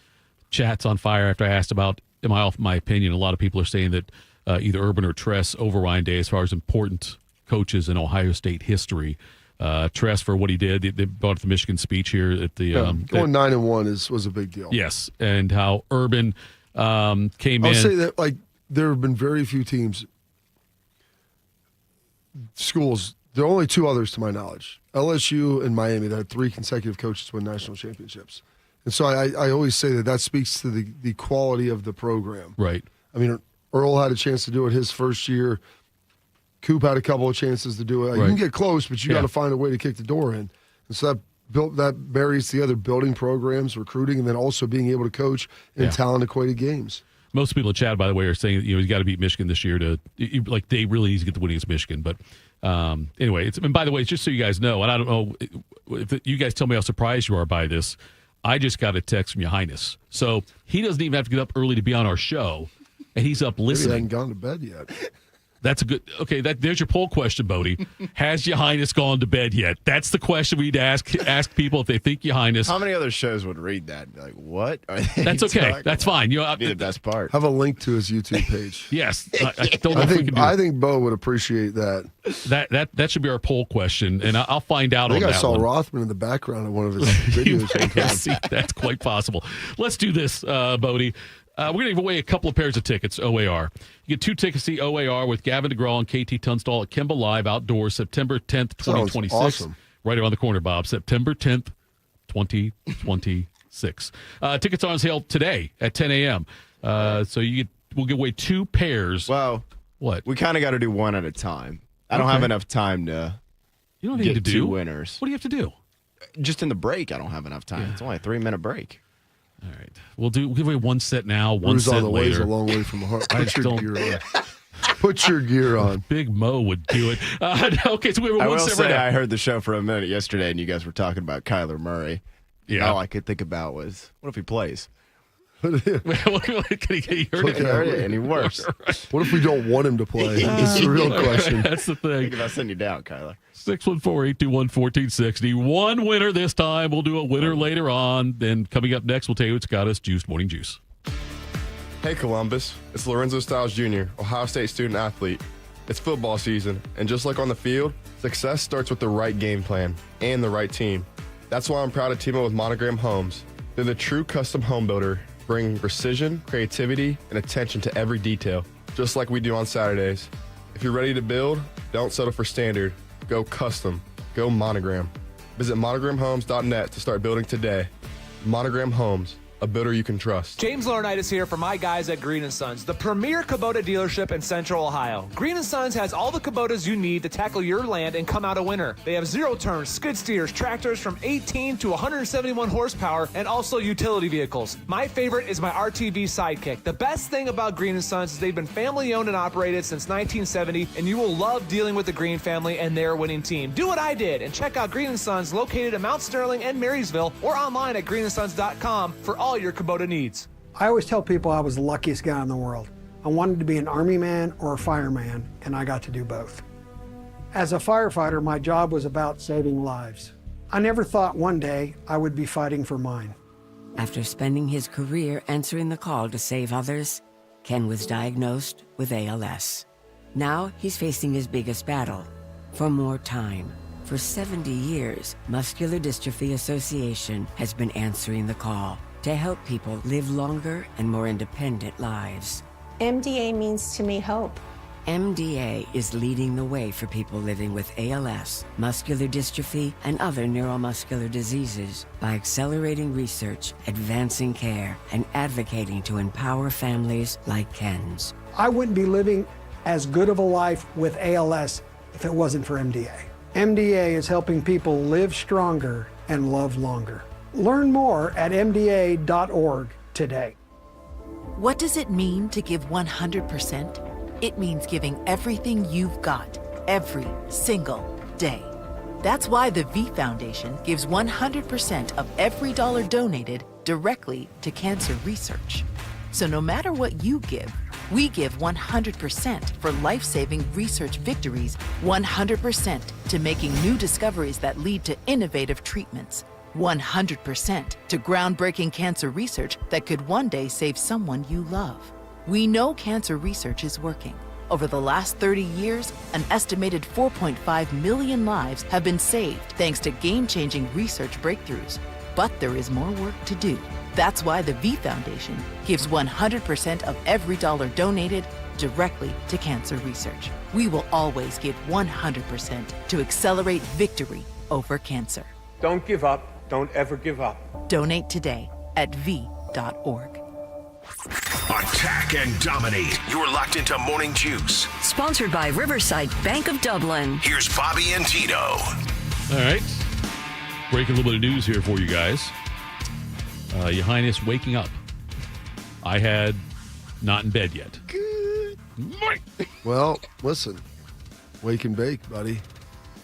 Yeah, so he said he's waking up. Can't he be said, high all day if you don't start in the morning. He said he was checking us out there for a hot minute. So if you had waking up, go to the betting window and collect your winnings.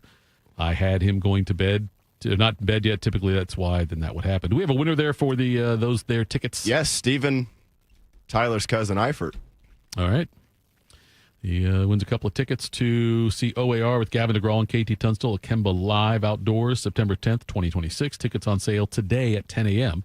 We'll give away more tickets. More pair. We'll give away one more pair in the next break, right? Sure. Yep. Okay, we'll do that then.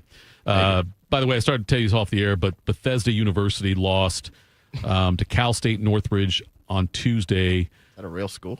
Yeah, 103-13. It was 72-0 with a little more than 4.5 minutes left in the third quarter for the Bethesda University. Did they just women's. call that game at some point? How does that even happen? I don't know, but it's a gosh. Yeah. So yeah. Yeah, that's all I got to say about that. Yes, that's tis the season for women's college basketball. We'll see a lot of that now. Yes. Well, that's my I told you when I went to Dallas, this was the national championship year, so it'd been 2015. Okay. It was week before the Packers-Cowboys game. We celebrated that anniversary. Well, not the anniversary. It was Des Bryant's birthday on either Friday or Monday. Yeah, that's right. Yeah. In the last week here. Yeah, that's unfortunate. And just to be it wouldn't fair, have been Monday Joe because I Buck wasn't on. Said, it's when it It was one of the days you were off. Yeah, so, Friday or Tuesday. Or, yes, I'm sorry. Yeah, Friday or Tuesday, whatever there. And just to be very clear, Joe Buck, we counted it up 3 different times, and just the play-by-play 30-second clip said caught or catch. Yeah. On right. the play. Because that was. I mean, I know. It was Dean Blandino. If he ever turns up dead, you can start the suspect list right here. We're sitting there. We're at it was Thursday night. I went down, and everybody goes out to dinner before the games. They have their big team dinner, and Tony's like, "Come on, it's, you know most of the guys, still a lot of the crew from when I was there." So we go out to eat, and these guys were betting. I'm not going to name who. It was still illegal. Still illegal then. There's a handful of them betting on women's college basketball games in like some Pacific Athletic Conference where they were just watching the game cast, where you would just see like, shot up, 3-pointer good.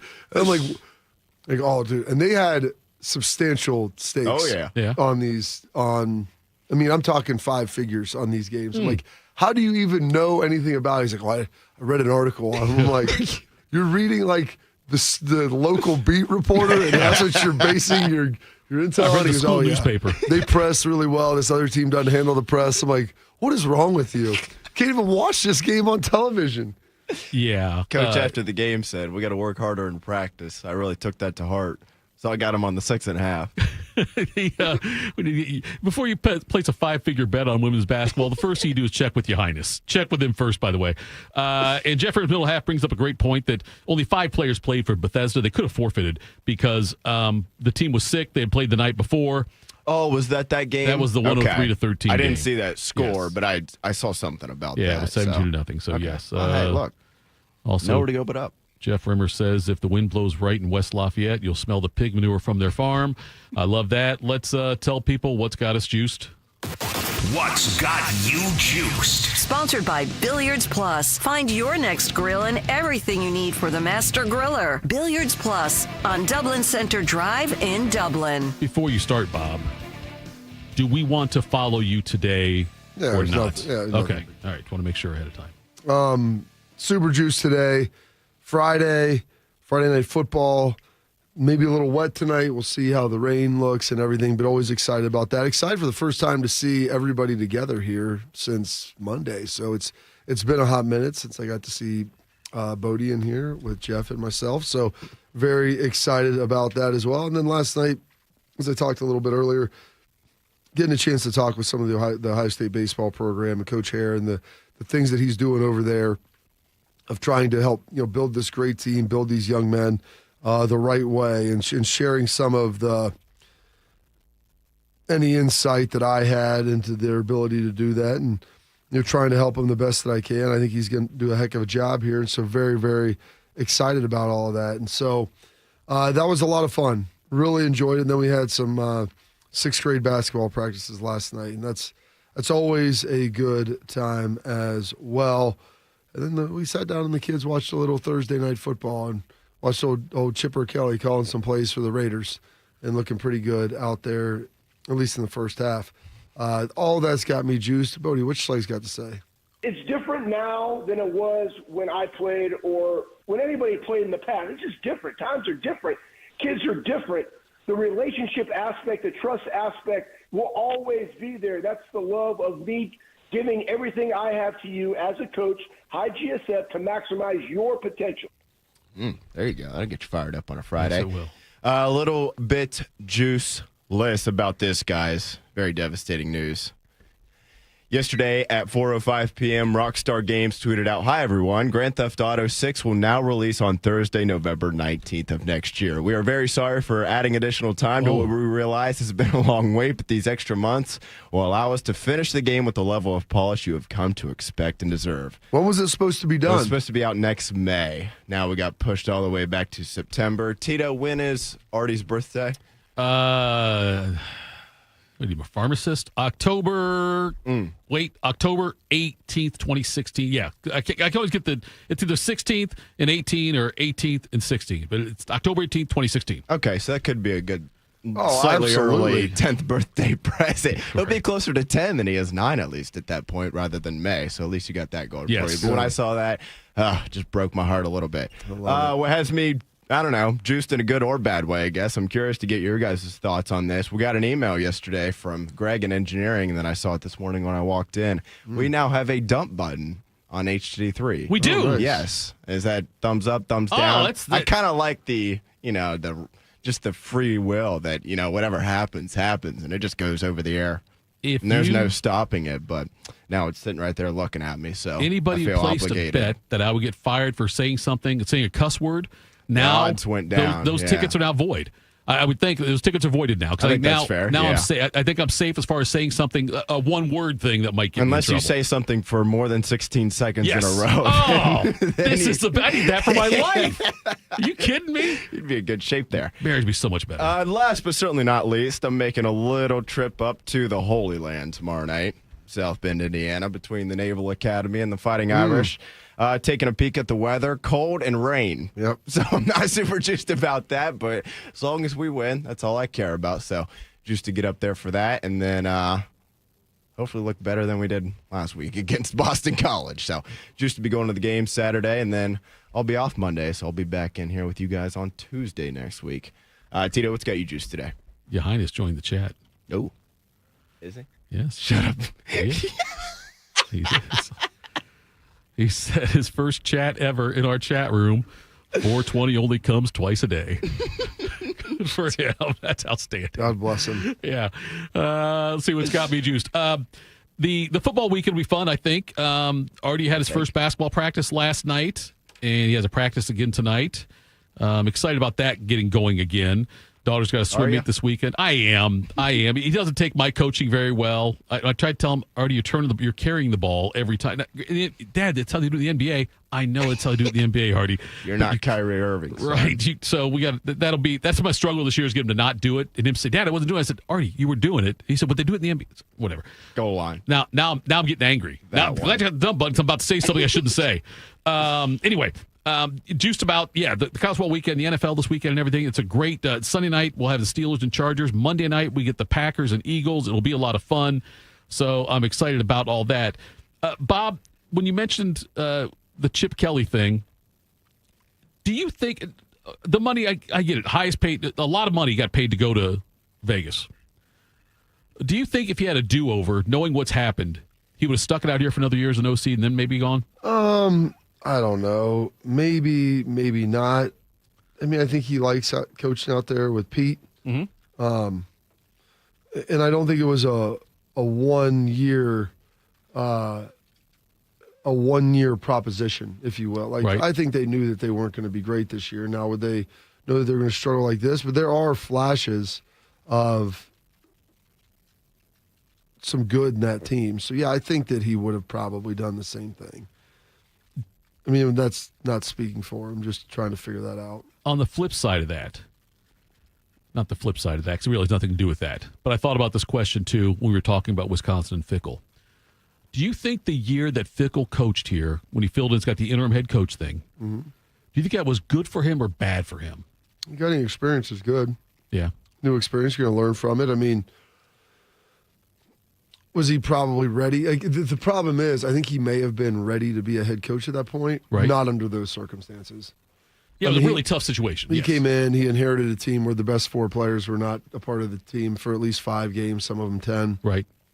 He had an offensive staff that had some limitations on it, and, then he went from being a D coordinator to a head coach in the midst of all of that at his alma mater, and there's just a lot of expectations of what that team should have been. You got guys around you that one day are like your peers, and then all of a sudden you're the head coach. I don't even know if it's that as much. I mean, they lost. You had Mike Adams, DeVere Posey, Terrell Pryor. I mean, you can say what you want. Boom Heron, like all those guys were out for extended period of time, if not the whole season. And so you're trying to build that plane in the air. Right. We were given Joe Bowserman and a freshman Braxton Miller. Right. And that offense, you didn't have a spring ball to put anything in or to work through anything or do any of that. I mean, you're getting hired in the summer, for heaven's sake. Right. I mean, it was a mess. I often wonder how Terrell Pryor would have done with Urban or with Ryan. You know, because I think Terrell Pryor was damn talented. Very talented. He was a child, yes, psychologically. Sure he was, yeah. But that's the truth.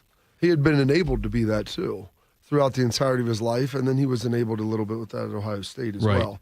Instead of giving him hard truths and coaching him harder the way that he needed, that was not really done. But then again, if you coached him hard, he may have quit, so I'm not sure. And then you look at like the way the NFL is played now, and I think if he would come out, if he could be a quarterback in the NFL, if he would have developed, I'm with you. There's a lot of ifs. He I know. could never really throw the ball that well, though.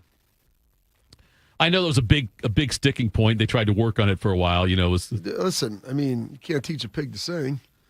Like you just can't throw the ball that well. Like it's not a bad. I mean, I'm not saying he's not a great athlete. Terrell Pryor is one of the best athletes I've ever seen walk the face of the earth. Yeah, he went in the NFL as a quarterback, transitioned to receiver, and had 1,000 yards. It's amazing. That's amazing that happened. Yeah, he should have probably been a Pro Bowl caliber receiver if he wouldn't have been an idiot and just taken the deal from the Browns instead of betting on himself and doing whatever. He got hurt and just all spiraled on him.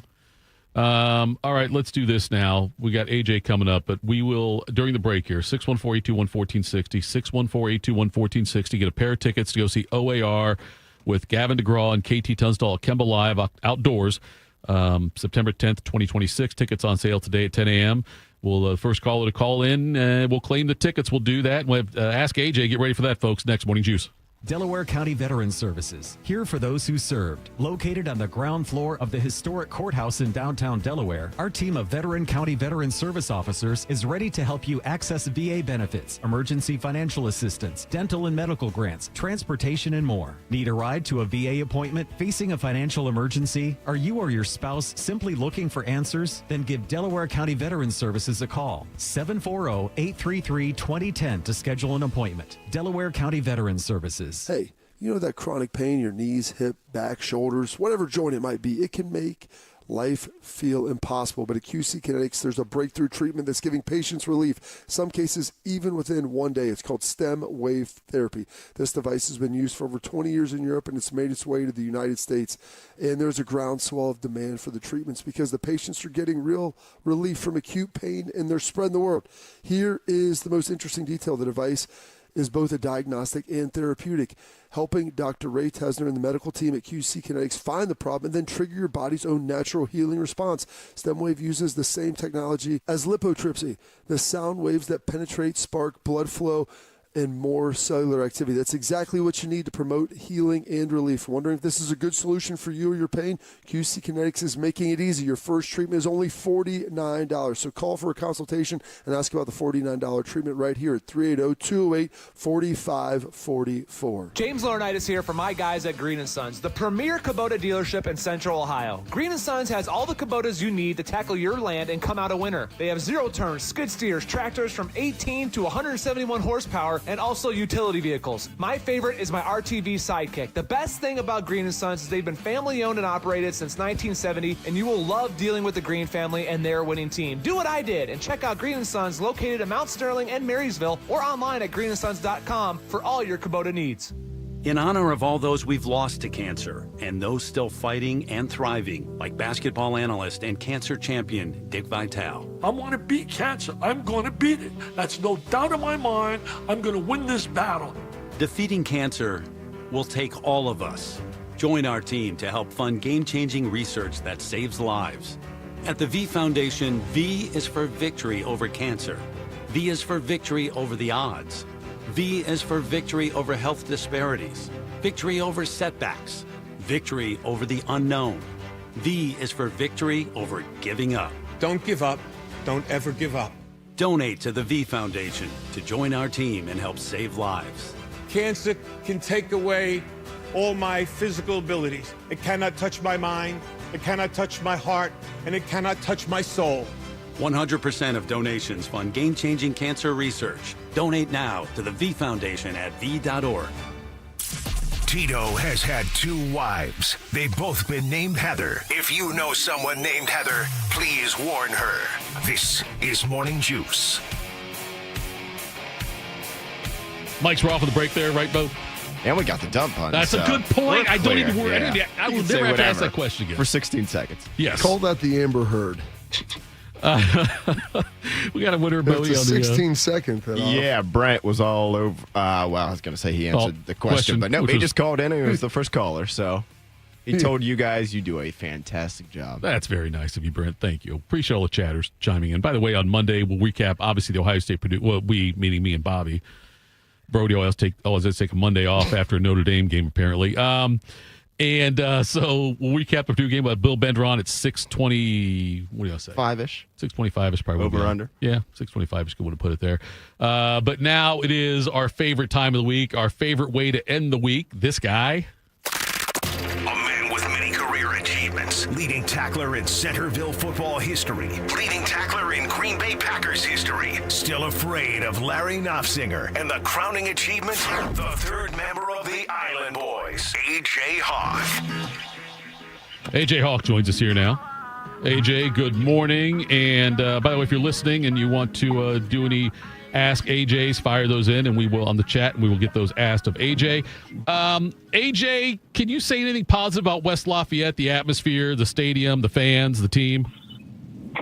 Yeah, I mean, I think it's pretty positive. We got there very shortly right after the Drew Brees era, so he had a good run there and got him going. But they got that giant drum, don't they? Don't they wheel that sucker around and hit that thing? But yeah, I think the atmosphere is all right. If you play at night there, the atmosphere is pretty solid too. But yeah, I don't know. I don't have terrible things to say about Purdue. I like that. What most memorable moment over there in Ross-Ade for you? I think Ohio State.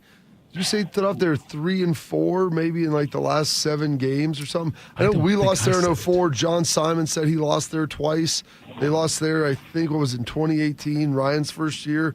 Why is it just such a weird thing? I don't know.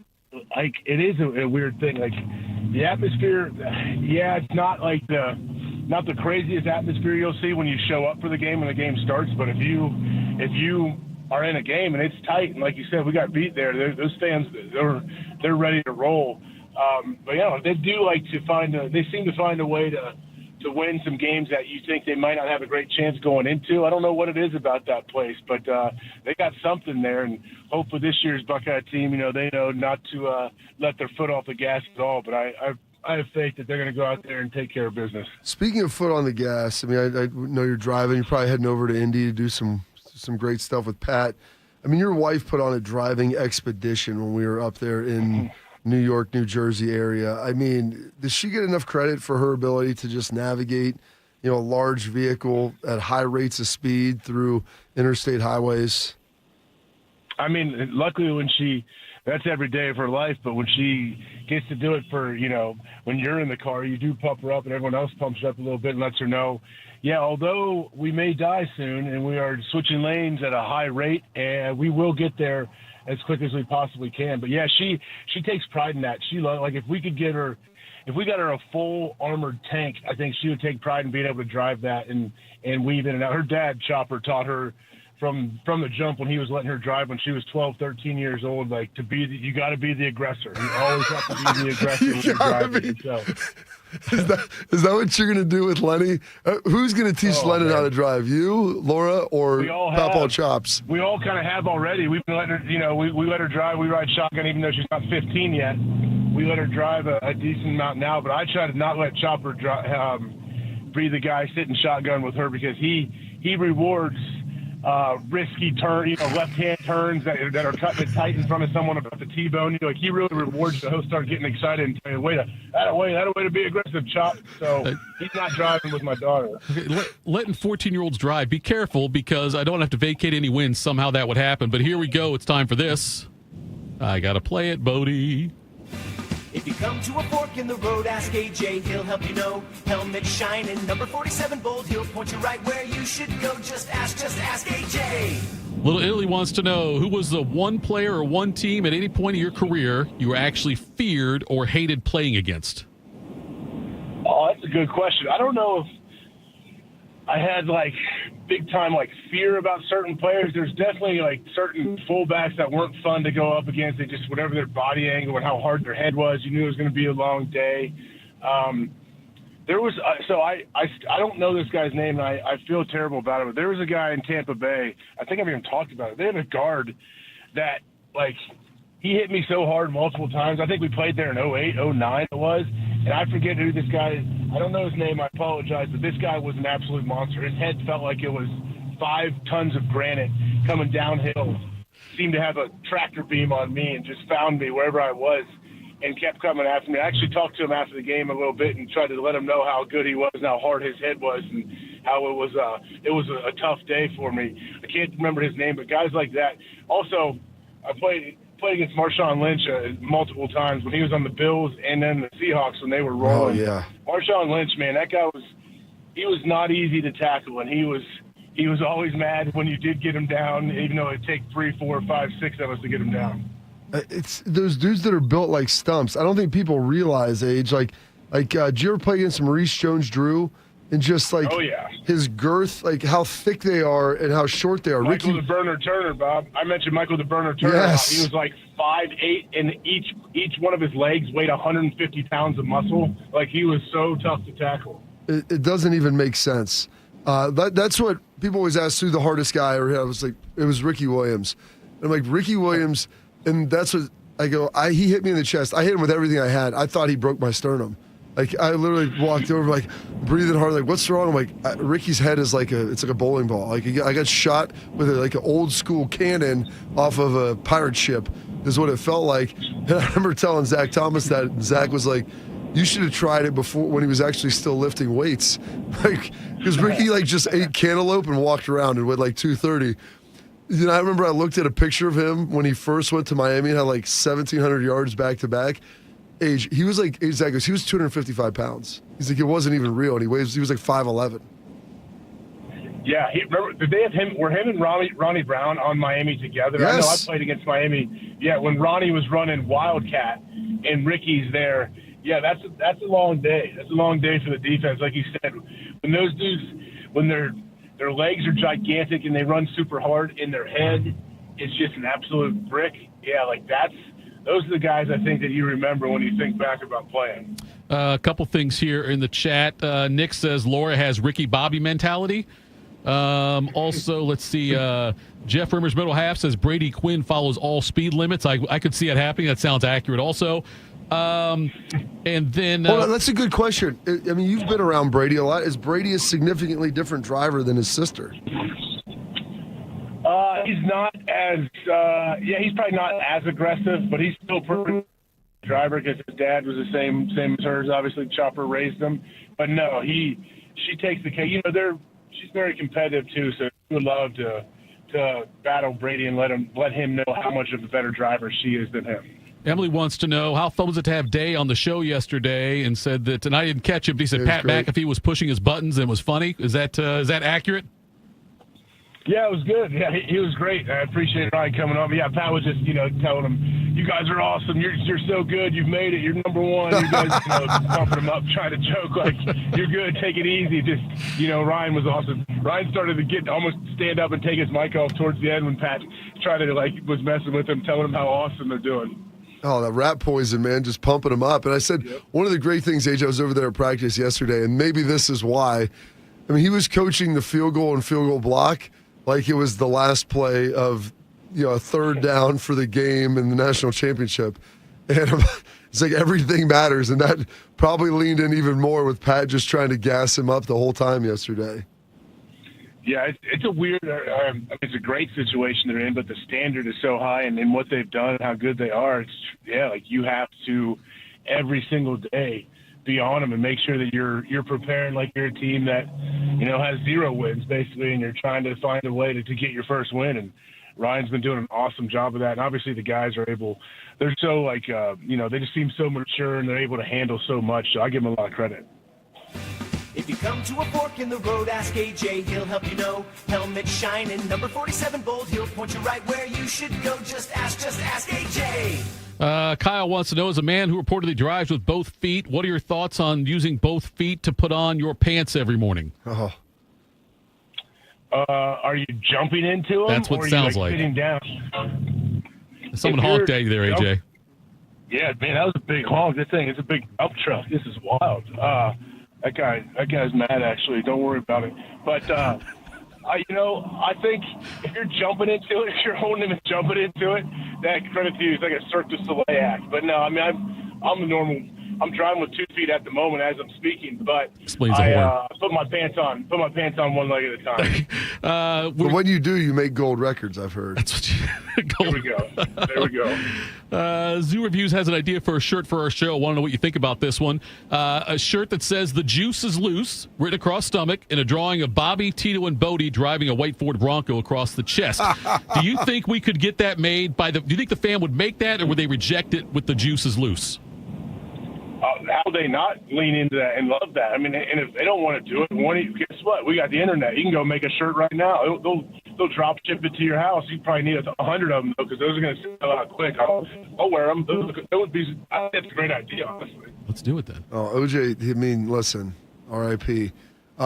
It's interesting. R.I.H. Well, AJ, we had this conversation earlier today in 1991. You probably remember this. Magic Johnson announced that he had HIV, and that was 20 or 34 years ago now. Yeah. I mean, it's crazy. He's 66 and Bird is 68. And Magic and Bird were always so tied at the hip together. What kind of odds do you think you could have gotten that Magic Johnson could outlive Larry Bird in 1991?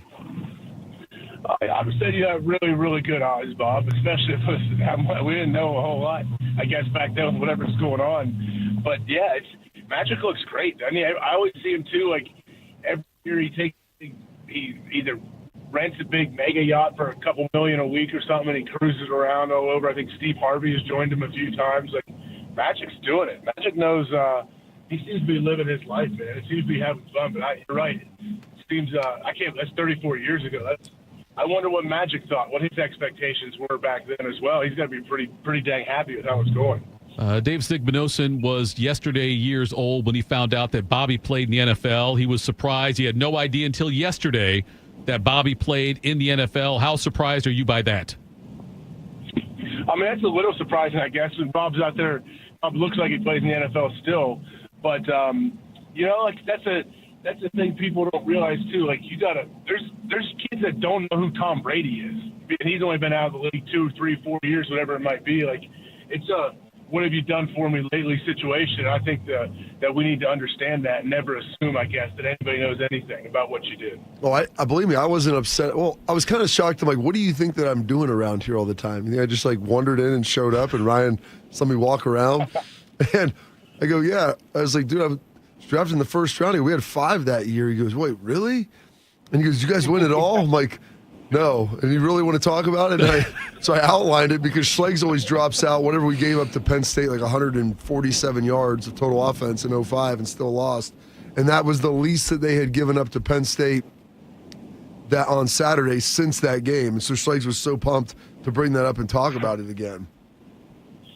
Yeah, it's I know Chick Harley, our guy Rob Harley, he was coaching, I don't know, 4 or 5 years ago. He was telling me about his current guys and the linebackers he knew or that were on his team and who they were fans of and who they didn't know of and different things. But, yeah, I mean, I get it.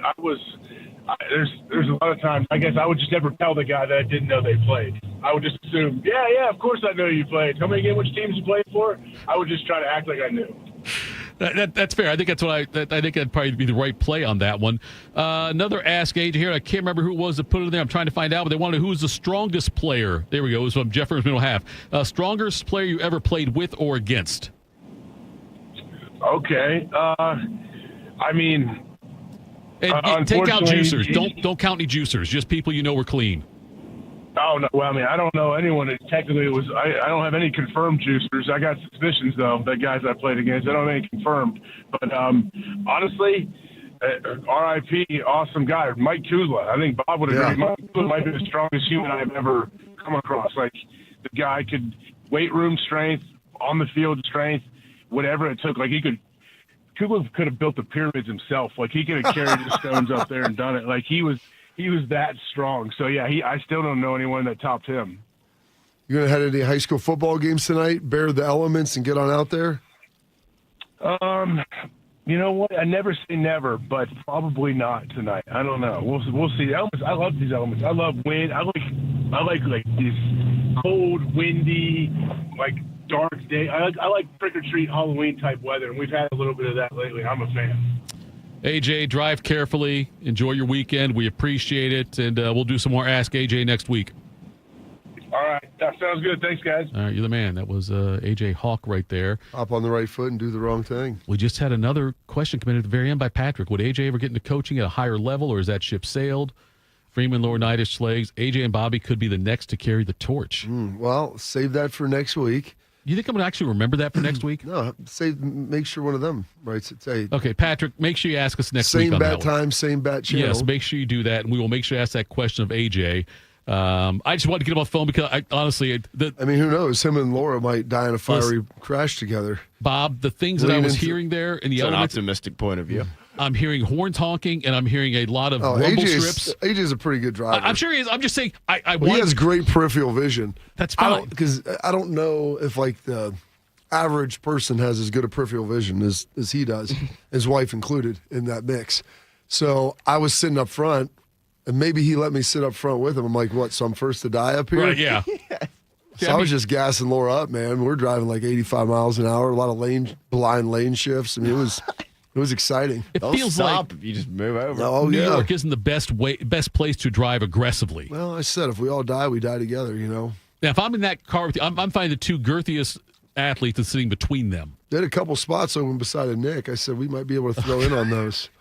If you die here, it'll be perfect. Oh, Bobby. Anyway, Little Italy said getting AJ every Friday is so cool. Thanks, General. So thanks to you for that, for getting me in here every week. But no, just the sounds I was hearing. I heard a honk. I heard the rumble strips, and I thought, you know what? The rumble strips are a common. They're a common sound effect when AJ's driving. You really want to explore the space. All right? I understand that. Explore the space. I was taught to be a defensive driver, and it feels like Laura is because your dad opposite. isn't Chopper. I mean, that's the only dad I've ever heard say, way to go, way to lean in on that one. Good left turn. The guy had to hammer his brakes and hit the horn, but you know what? Way to get through there. Your problem. I always tell people, I trust that the people around me want to die less than I do, so they have a higher value on their life. That's the way to go. MAGA Popcorn says, AJ Fast and Furious. Okay, folks, thank you to the chat for chiming in. We had such a great week of conversation and topics. Thank you today for AJ, Lee Sterling joining us as well. All you chatters, we always appreciate it. On Monday, 2/3 of us care about you and love you. We'll be back here. Bodie will still be in South Bend, probably getting out of a trash can or something of that nature. But we'll have Bill Bender on Sporting News, talk about all the stuff in college football over the weekend. We will do that. Have a great weekend, folks. Morning Juice.